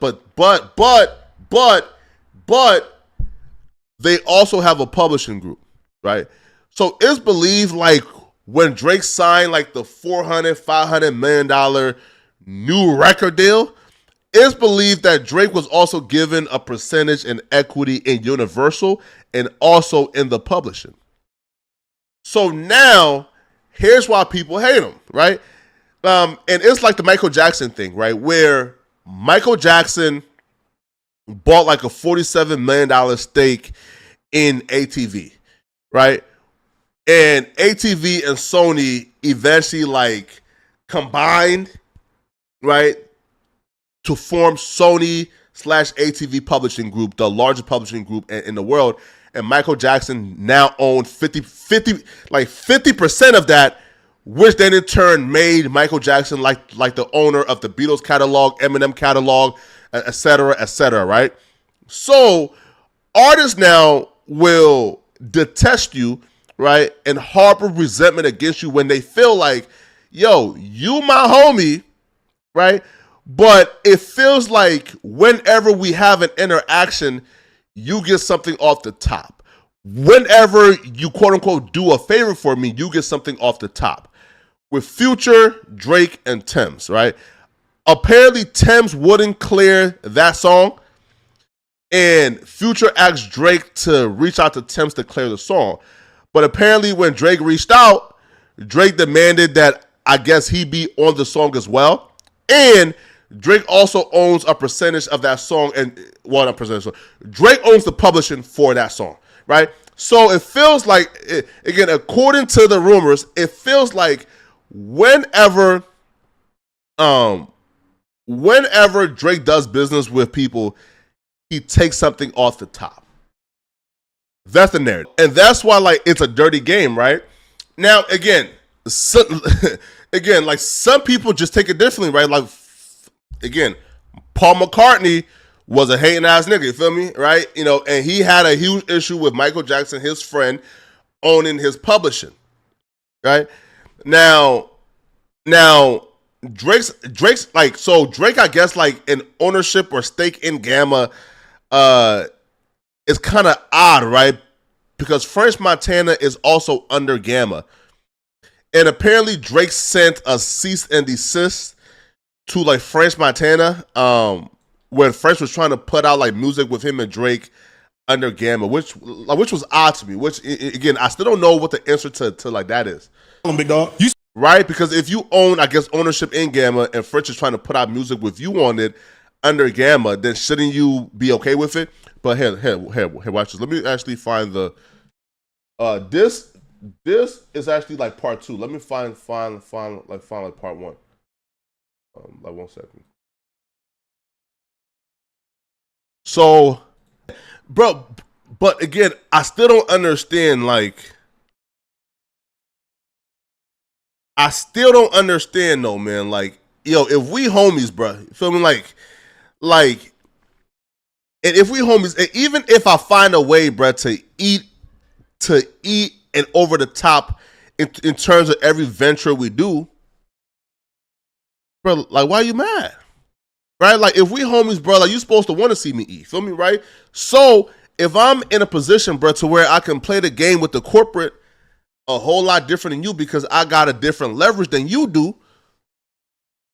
And if we do a song or, we do like a joint album, I can come to your label, right, and take 95% of the publishing. Hey, homie, you feel me? Hey, bro, you know, I just got the leverage. Right? Like, bro, like, and he's telling Kendrick, drop and give me 50. Like, Drake is popping his shit, right? Like he's talking like a boss, and he's treating a lot of these rap niggas like they are peons and workers, because Drake has elevated in a position right now to where like he just don't have his like own label deal, right? Because bro, every rapper in the game, bro, like has a like I seen like a dude from like Chicago, right? A dude from Chicago get like his own like label deal with like Empire, I think, right? And I was like, huh? Oh, huh? Right? So everybody gets a label deal. But for you to evolve and elevate to where you are in the sitting chair, right? You are at the conference table, at the label, at the parent company, right? Like you're sitting in a chair at the parent company. That's a little different verbiage, and you feel a little different when now you're speaking to rappers who ain't never been in the big boss office. Who ain't never been at the parent company with a table and an office, you know, being given equity, right? Like you talking a little different ball game, bro. If you get equity at Universal, because that means, bro, you got equity in 1,000 different labels with 100,000 more artists. You don't have the largest smoking gun is that Drake and Universal contract, right? Is that Drake and Universal deal? They gave that man $400 to $500 million to sign. That came with equity and a percentage. It had to. It had to have come with equity and a percentage. And I'm telling you right now, bro, like Drake owns a percentage of Universal Music Publishing Group. Bro, Drake owns a percentage or equity in the Universal Music Publishing, right? Which meaning Drake owns a lot of your favorite artists, bro. Again, I can't confirm it, bro. I'm telling you, bro, it's true. Need a Nick Fury. You need some. Yo, and Drake even told us too on Family Feud. Like, remember this? You remember this, yo? Drake, Family Feud. And on the Family Feud verse, Drake tells us, and let me pull it up real quick, man. Young A. Yeah. Hey. He should own half of the label. All right, come on, let's go. So, remember this, yo, when Drake did this? Paying Wayne with Universal O's. My nigga spent a lifetime going platinum and gold. He should own half of the label, shit out of control. Somebody get Larry Jackson on the phone. So in Family Feud, so first off, yo, Family Feud is like one of the most underrated verses, like from Drake, bro. Yo, like hip hop, bro, like hip hop did not appreciate this song enough. So in Family Feud, he says, bro, again, let's go back, bro. Angel Head 2 a.m. for being whole, just to show him how I treat the city like my humble abode. Hey, tell me if TD Bank is approving loans. I'm thinking of paying Wayne with Universal O's. He's thinking about paying Lil Wayne what Universal owes him, right? Now, Drake even goes on to say that he believes that Wayne should own half of Universal due to his contributions to Universal. Nigga spent a lifetime going platinum and gold. He should own half of the label, shit out of control. Somebody get Larry Jackson on the phone. And then he speaks on Larry Jackson, who's the owner of Gamma right now. But at the time, Larry Jackson was at Apple. He's the one who gave Drake the Apple deal. Drake is now saying, get Larry Jackson on the phone. This deal, you feel me? This deal needs some updating. I need equity now.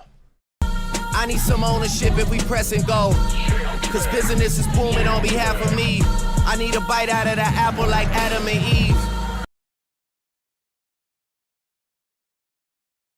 Drake tells us, bro, Drake already told us what the next play was going to be, bro. I need ownership if we press and go. So now what do you think Drake did when it was time to re-up with Universal? When he already told us Lil Wayne deserves half the label due to his contributions. if Drake thinks that Lil Wayne deserves half the label for his contributions to the label, but what do you think Drake thinks that he deserves? Drake sold 1 million copies first week too. Drake is more influential. Drake had a longer run. Drake is 20 times bigger than Lil Wayne ever was at his peak. So if Lil Wayne deserves half of Universal for his contributions, what do you think Drake thinks he deserves, bruh? Man, hey, listen up, bruh. Bruh, Drake took half the publishing. and now everybody is mad, you feel me? Because Drake owns them. But folks, breaking news, man. Breaking news. I did not know this. Folks, breaking news. NBA Youngboy was just arrested.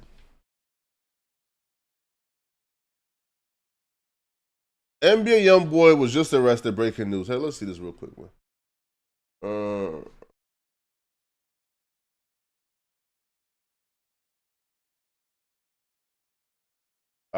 Let's pull up, man. Folks, are y'all surprised? Are y'all shocked? Not at all, right?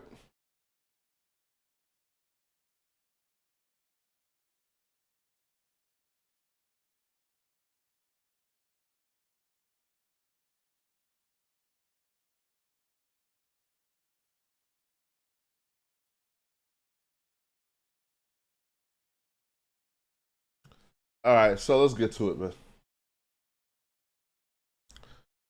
So NBA Youngboy, again, breaking news, fresh off the presser. All right, this broke earlier today at 7 a.m. It says NBA Youngboy has been taken into custody in Utah on various drug and fraud charges. Now, are you guys surprised, yo? Not at all. What's crazy is, look, like, the feds already warned us too, by the way. Like, the feds already, like, told us, bro, we coming to get him, right? It was us that did not, like, pay attention. Look, like, the feds warned us. Like, the feds, like, the feds already told us. Well, look. This was 2 months ago, in February. The feds accused NBA Youngboy of using drugs while on house arrest and refusing to stop. Federal prosecutors are accusing NBA Youngboy of violating the terms of his house arrest by using unspecified drugs and of telling his supervising officer that he has no intention of stopping. So this ninja thought again, at some point, bro, we have to accept, bro, some people love jail. NBA Youngboy was upset and angry that he wasn't in jail. This man not only was violating, again, his supervised release by doing drugs, right?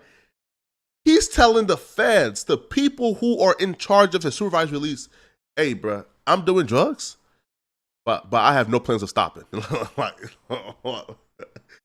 Hey, these drugs I'm doing, I know y'all say, like, I'm not supposed to, I know y'all say, bro, like, if I do it, I'm gonna go back to jail, bro, but F you guys, bro, I'm not stopping, right? So prosecutors filed, like, a motion, on Thursday, February 29th. Prosecutors asked the Louisiana federal judge to set a hearing to deal with the rapper's non-compliant behavior while he awaits a July trial on federal gun charges. They say he violated a rule forbidding him to use or unlawfully possess a narcotic drug or other controlled substances while under house arrest. The undersigned has learned that the defendant has violated this rule and has informed his supervising officer that he has no intentions to discontinue using the substance that resulted in the violation. Bro, he's a crackhead. Fam, listen, bro, anything that keeps you away from millions of dollars, anything that puts your career at risk where you make millions of dollars, but you can't quit it and you can't stop it, bro, you's an addict. Bro, he's a pill-popping crackhead, right? Now, the filing did not specify what drug NBA Youngboy is accused of using. Bro. I got you. Easy. Oh, don't worry about it. I got you. Easy.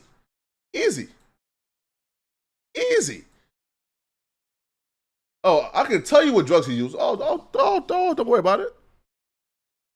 This one right here.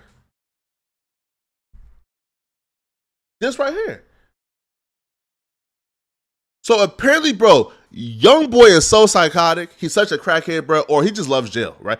Again, bro, I don't know what it is, right? Bro, I don't know if these rappers are homosexuals where they want to go to jail and get their pussy obliterated, right? Bust down and tore up, or if they just crackheads and can't stop doing drugs. But you telling you telling the feds, hey, bruh, I know y'all say I can't do drugs no more, but just so you know, I'm going to keep on doing the screams. I want to be in jail. I want to be in jail for whatever reason.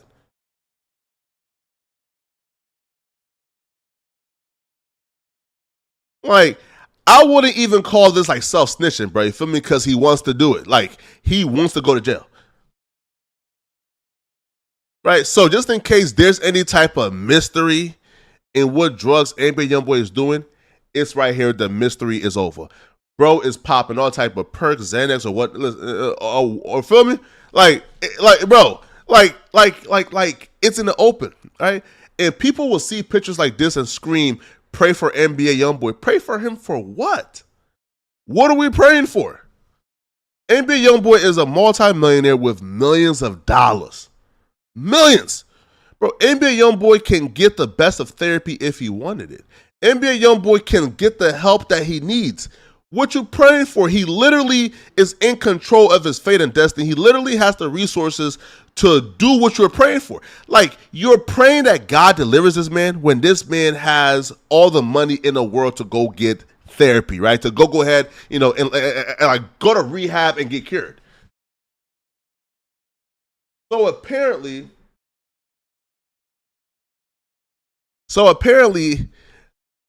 after telling the folks who are in charge of his freedom, hey, I'm not going to stop doing drugs. Sorry. Golden was serving house arrest in Utah at the time of the arrest. He pleaded guilty to an aggravated assault charge in 2017 after the 2016 shooting in Baton Rouge. He initially had been charged with 2 counts of attempted first-degree murder. Damn.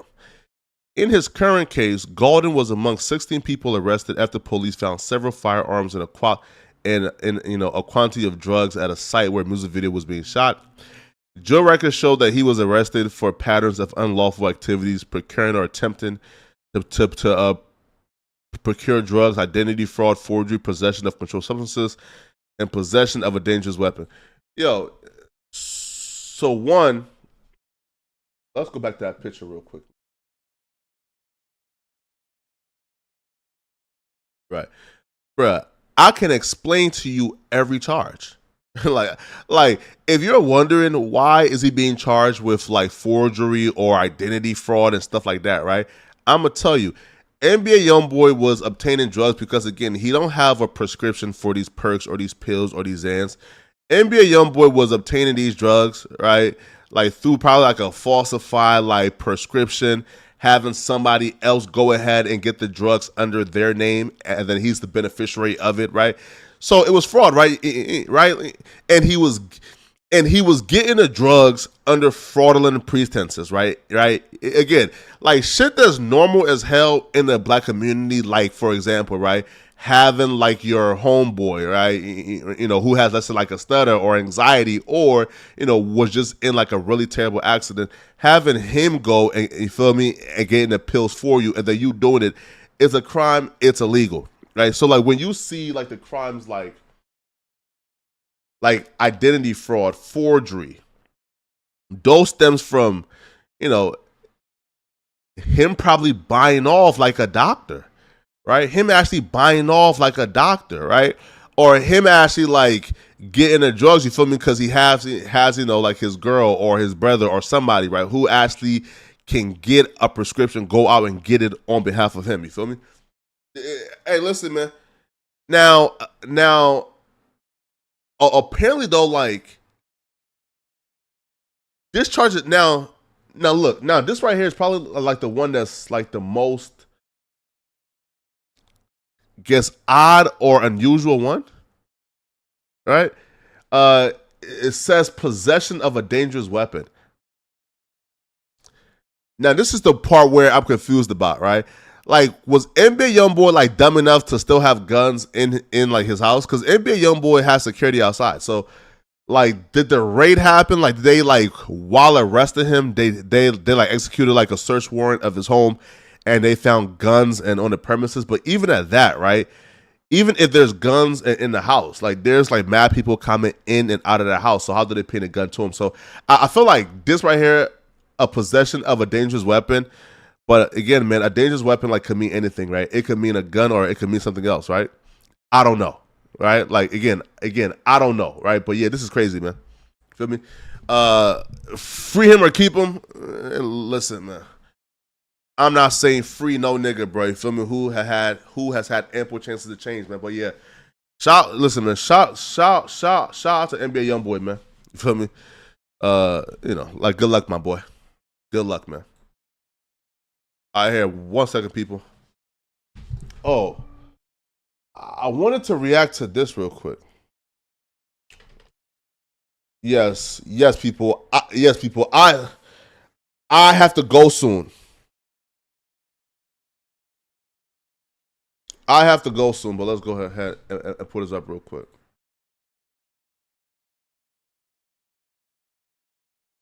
This is not how I wanted this to go. When I send this message.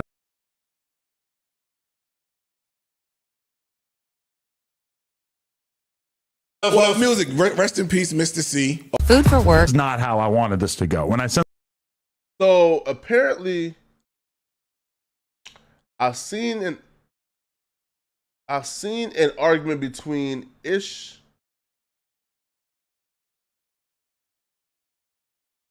Let's see.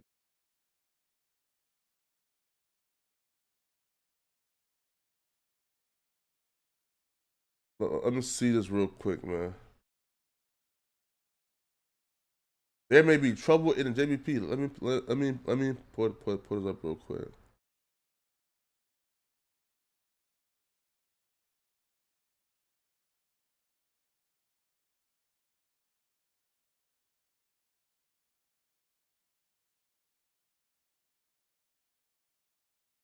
For the worst. Not saying it's going to happen, but if it's again, we don't know this.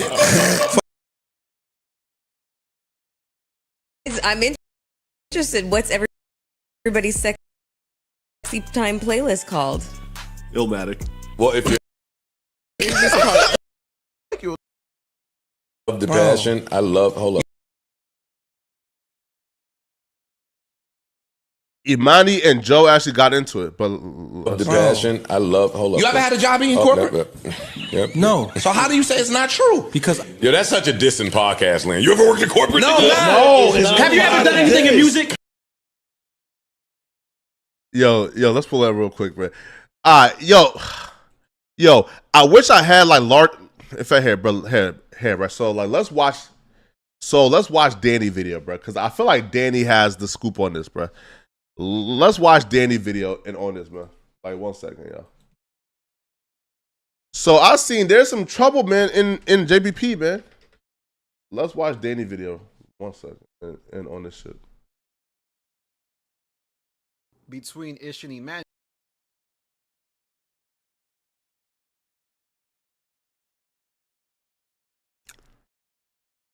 So apparently Ish and Imani, all right.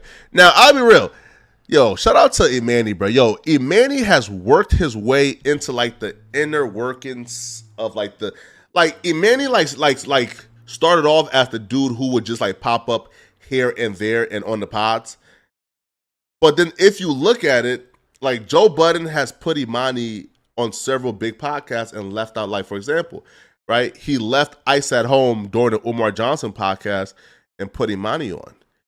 During the Academics podcast, I think he left Queen's Flip at Home, right? And put Imani on. So it feels like Imani is replacing a large percentage of the cast, and it feels like Imani is working his way up the ladder, right? But But yeah, let's watch this Danny video to find out like what the tea is. Ish and Imani go to war. I had a job in corporate. No. So how do you say it's not true? Because have you ever done anything in music? No. So how can you give an opinion on music? You know what I'm saying? But see, yeah, and like this is similar to the conversation that I think Adam and Suspect had, right? Where Adam's perspective was you have to argue the opinion down. Don't argue if the person have the right to say it, right? Because like the minute like we try to like validate if the person can have an opinion, right?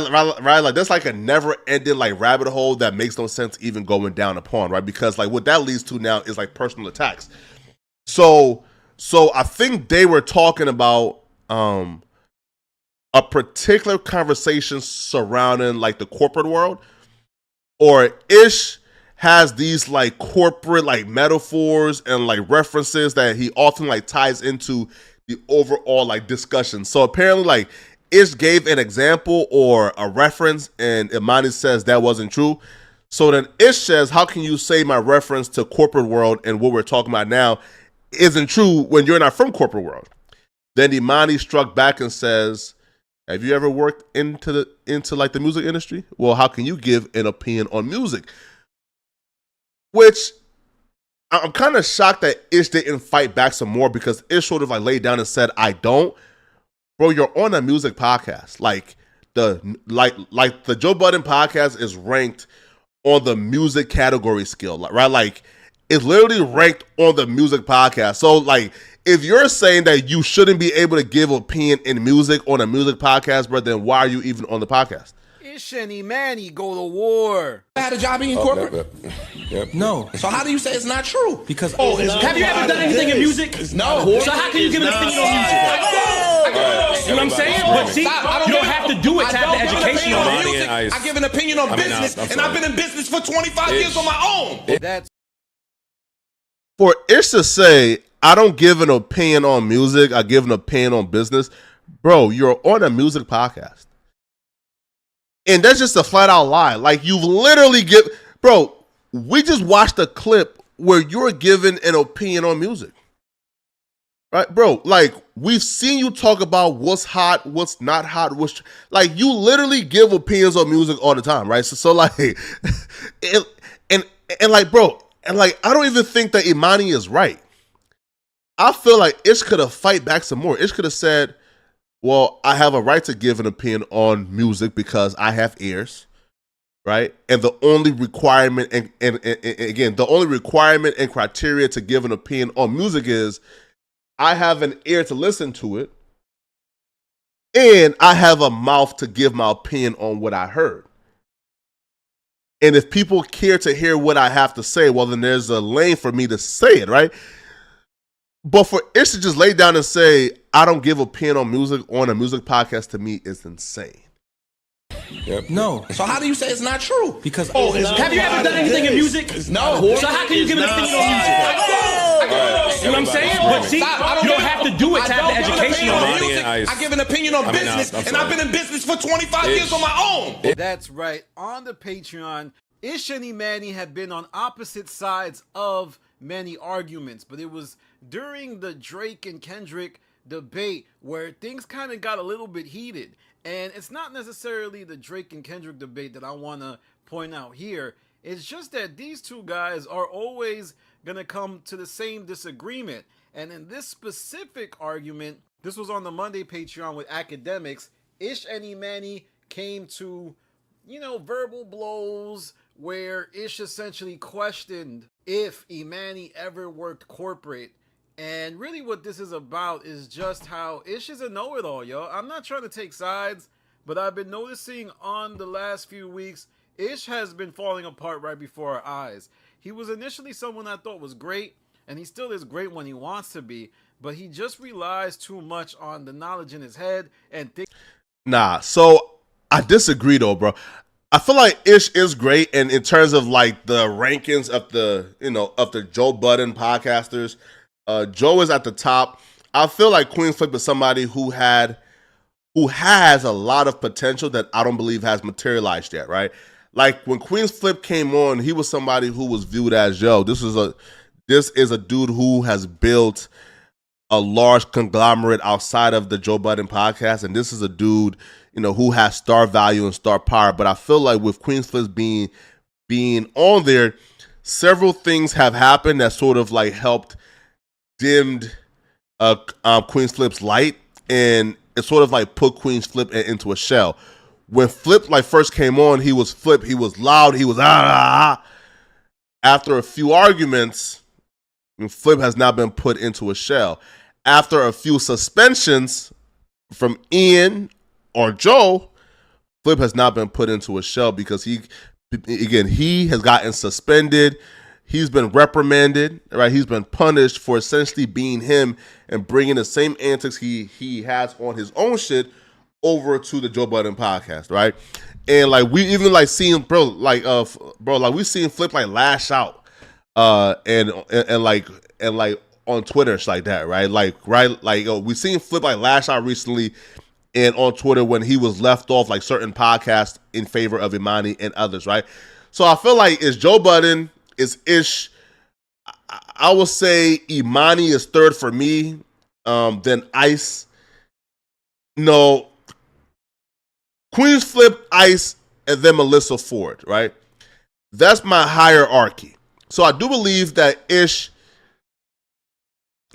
like is a high caliber podcaster, but I feel like with people like Ish who has, let's say, a lot of knowledge, it gets very easy to start ranting and talking at your podcasters or at your co-host instead of talking with them, right? And when you start talking at people, it comes off as a know-it-all. It comes off as yapping, right? Like it comes off as yapping, right? So like if you're somebody, let's say like like you have a hot take on a particular subject, it's easy to just give the hot take and then pause. Like the difficult part comes in on how do you give the hot take in a manner that engages your co-host. So right. So like if you give the hot take and then say, "Yo," well, like hair, right?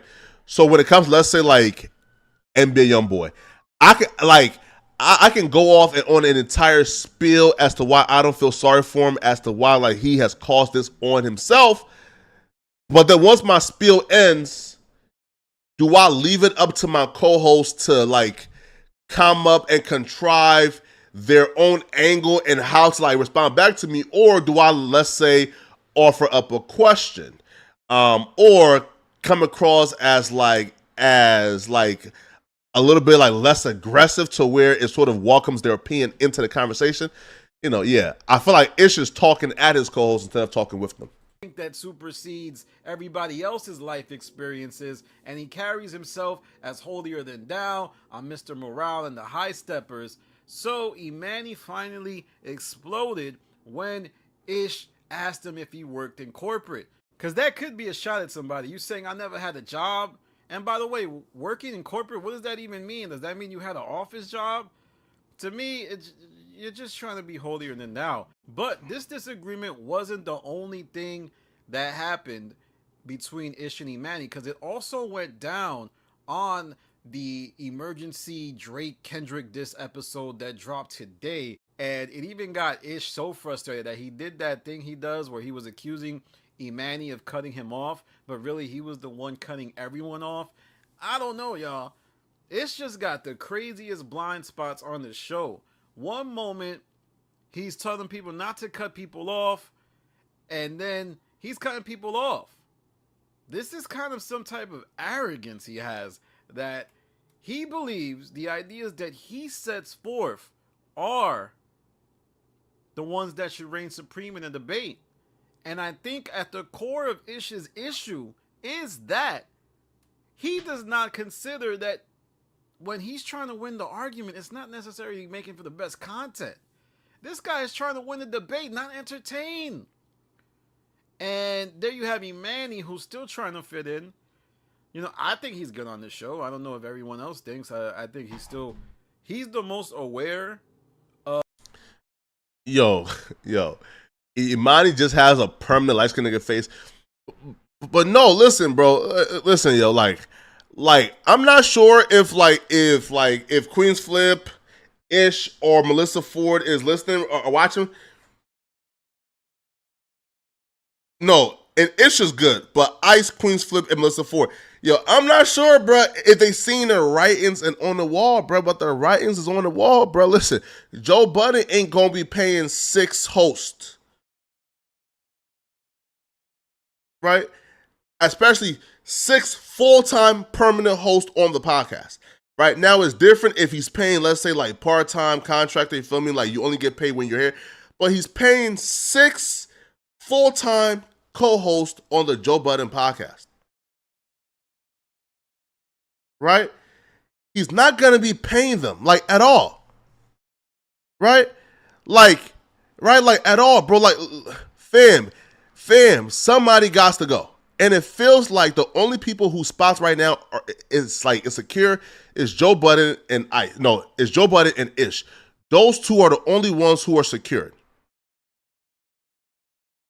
It looks like Imani is about to replace Ish, Queens Flip, and Melissa Ford. And it looks like Joe is like sort of like working his way into making Imani full-time permanent and just get rid of like Ish, Queens Flip, and Melissa Ford.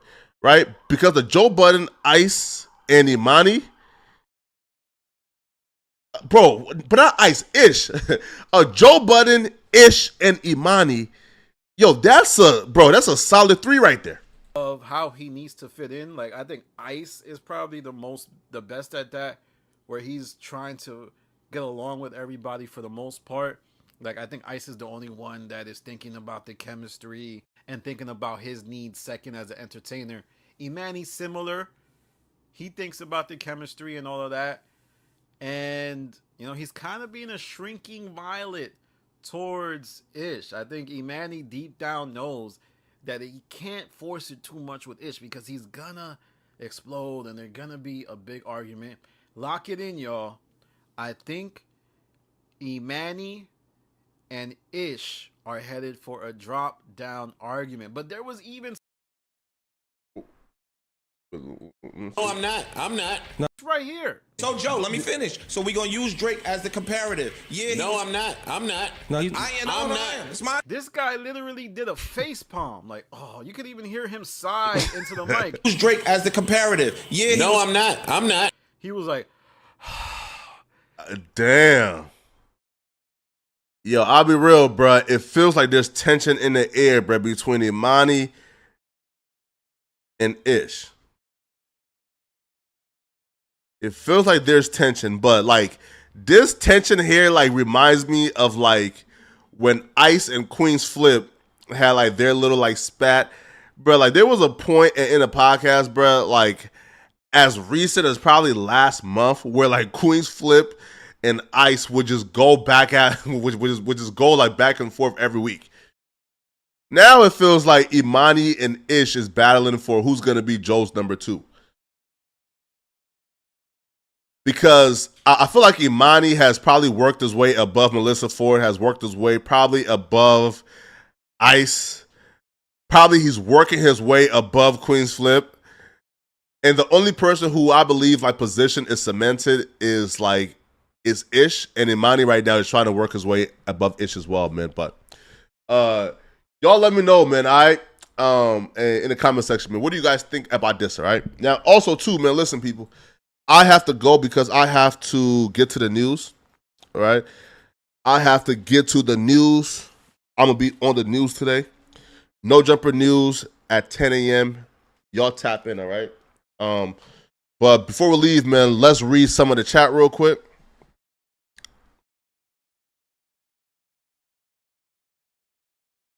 Power Miss says, take your own advice, Fred. You literally in your way out, on your way out. You mean on your way out, you mean. Listen, hey man, listen, my brother. I don't think so, man. You feel me? I don't think so, man. But hey, listen, maybe I'm not seeing something that like y'all are seeing. You feel me? Like I'm not saying that y'all are wrong. I'm just saying, brother, I don't see it that way, you know? The boy Cookie says, I stopped smoking weed today. Oh, word? Bro, congratulations, bro. Like, that's hard, man. Glenn Chaos says Imani is trash. God damn, why? Josette Martinez says Flacco been devious, calling the law on the rappers making videos of his coworkers. It looks like a gang war. I wouldn't even say I'm devious, man, for calling the police on like these rappers. I feel like these rappers are probably more diabolical, right? Because if these rappers are rapping about a life they ain't never lived, right?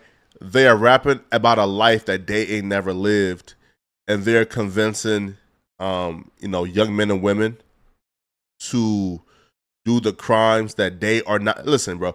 And if a rapper is rapping about doing drugs and doing crime, but then he's not doing it at all, and that convinced a bunch of young black men to do it, or just young men in general, white men, Mexican men, don't matter, right? And their raps are convincing them to do it, but they're not doing it. And now, right, now like those kids are in jail fighting for like their life, and some are doing life, right? While the rapper is now profiting millions of dollars from leading those kids to a jail cell. Express Yourself says somebody feed Flacco with a super chat. Oh man, y'all too kind, man. You feel me? King of the Hill says, nah, come on now, man. The 95 Endless says, why the audio goes in and out? Oh, I'm not sure. Mr. Nico says, good stream today, balls. That's a fact, man. Hey, listen, people. Y'all, I'll be back streaming tonight, man. Y'all tap in tonight, all right?